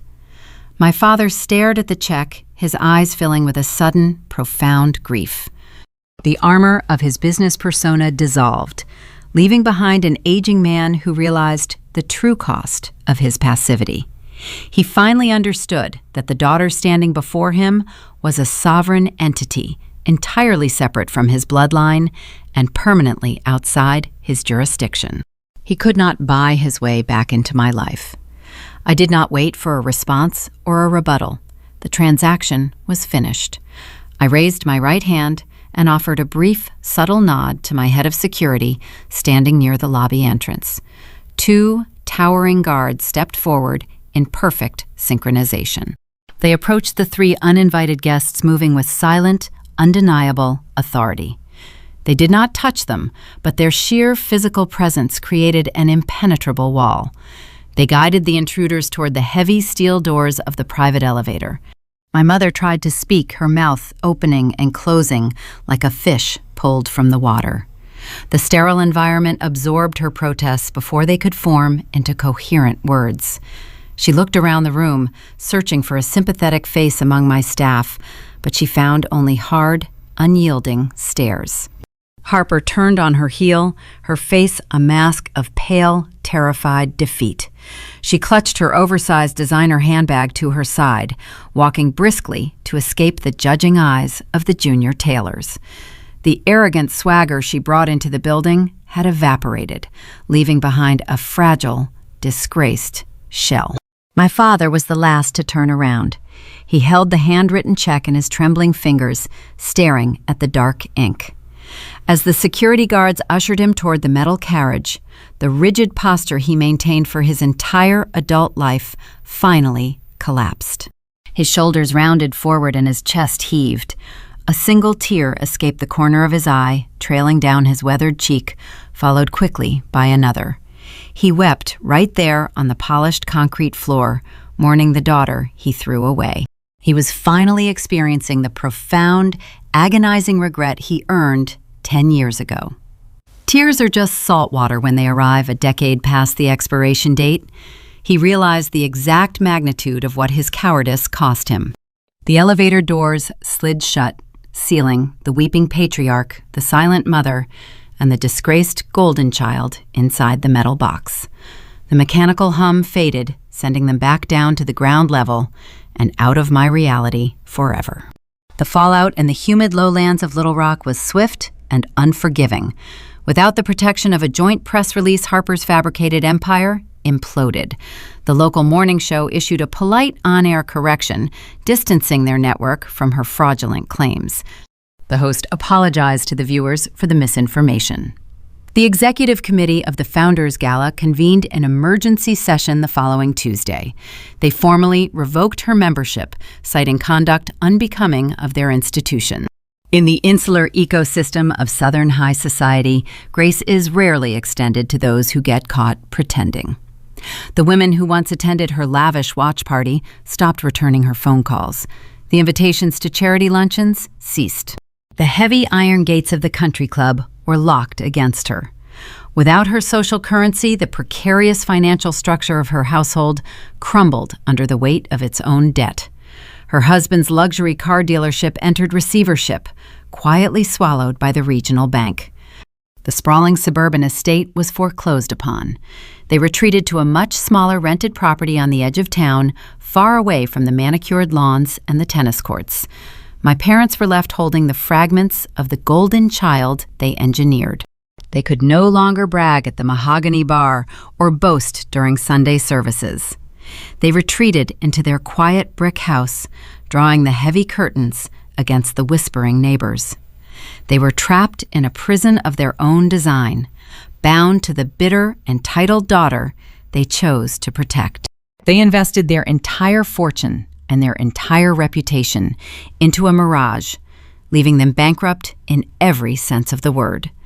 They spent their twilight years managing the resentment of a child who blamed everyone else for her spectacular downfall. Up in the Capitol, the air inside Maison Lin cleared the very moment the elevator descended. The residual tension evaporated like steam. Evelyn walked over to the central cutting table and picked up the silver tablet terminating the video file and locking the screen. She offered me a quiet, respectful nod before returning to her glass-enclosed office. Matteo returned to his workstation, unrolling the heavy Italian wool with a smooth, rhythmic motion. The junior tailors picked up their needles, resuming their intricate beadwork. The synchronized hum of creation returned, filling the bright studio with renewed purpose. I did not celebrate the destruction of my biological relatives. There was no joy in watching them shatter. Gloating implies a lingering attachment, a need to prove superiority to people who no longer matter. I felt nothing but an expansive, quiet peace. I walked back to my drafting table. The afternoon sun was slicing through the floor-to-ceiling windows, casting long geometric shadows across the polished concrete. The golden light illuminated the dust motes dancing over the raw fabrics. I picked up a fresh piece of tailor chalk, tracing a clean, sharp line across a new bolt of midnight blue crepe. The rhythm of my work was my true inheritance. I built a sanctuary where talent, resilience, and loyalty were the only accepted currencies. I ran my fingertips over the edge of the wooden table, feeling the smooth grain beneath my skin. I thought about the 17-year-old girl standing in the dark Arkansas garage, blistering her hands on a rusted iron needle. I thought about the freezing rain hitting my face outside Union Station and the scent of industrial bleach in the dish pit. Every single hardship functioned as a refining fire, burning away the fragile illusions I was taught to believe. My family wanted me to shrink so they could maintain a comfortable fiction. When I refused, they discarded me, assuming I would perish in the cold. They never understood that isolation is a phenomenal teacher. It teaches you how to construct your own warmth. If you are listening to this narrative and you recognize the echoes of your own history, I want you to pause and internalize a fundamental truth. You might be the scapegoat, carrying the heavy, invisible burdens of a household that refuses to see your worth. You might be shrinking your dreams, silencing your voice, and accepting less than you deserve simply to keep a toxic peace. The people who demand your silence will never celebrate your success. They will only try to harvest the fruits of a garden they refused to water. I stepped away from the drafting table and walked toward the camera, looking directly into the lens. I reached out and picked up a heavy pair of titanium dressmaker's shears from the leather mat. The cold metal felt solid and undeniable in my grip. I opened the blades, watching the sharp steel edges catch the afternoon sunlight. Setting boundaries is not an act of revenge, I said, my voice soft, but carrying the unshakable certainty of a woman who survived the fire. Revenge is a shallow pursuit that keeps you chained to the people who hurt you. Setting boundaries is architecture. I closed the titanium blades with a crisp, satisfying snap. Sometimes you have to take the shears and cut away the dead weight to build something that lasts, I told the audience. You cannot tailor a masterpiece if you refuse to trim the frayed edges. Stop waiting for the people who burned your vintage dresses to applaud your new wardrobe. Stop begging for a seat at a table where you are only served scraps. Take your needle, take your thread, and construct your own domain. I set the heavy shears back onto the leather mat. I turned away from the lens and picked up a breathtaking length of raw emerald silk. I draped the shimmering fabric over a velvet dress form, pinning the shoulder with precise, deliberate movements. The studio hummed around me, a symphony of competence and chosen loyalty. The ghosts were gone. The perimeter was secure. The legacy was stitched into history, impervious to the humid lies of the past. The camera slowly pulled back, leaving me standing in the sunlit atelier, unbothered, unbroken, and entirely free. We often think of family as an unbreakable sanctuary, a place where roots are watered with unconditional love and vulnerabilities are met with grace. But what happens when the walls of that sanctuary are built on the fragile foundation of social appearances? Amelinda Henry's story is a profound mirror held up to the very core of our parenting values.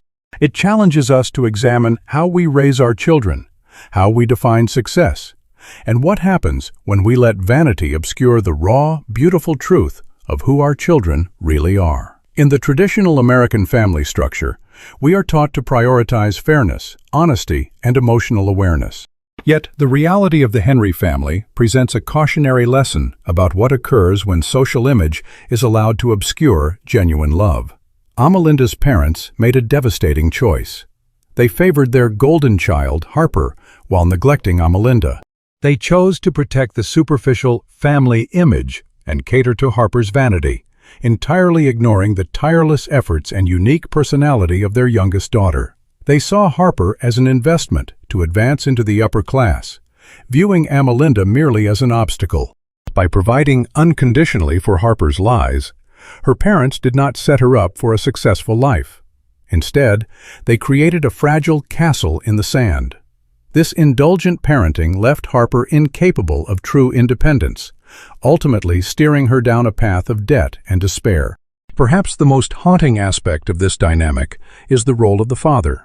In any household, family responsibility dictates that a parent must protect their young from injustice. But in Amelinda's life, fairness and understanding, the fundamental pillars of a family, were abandoned.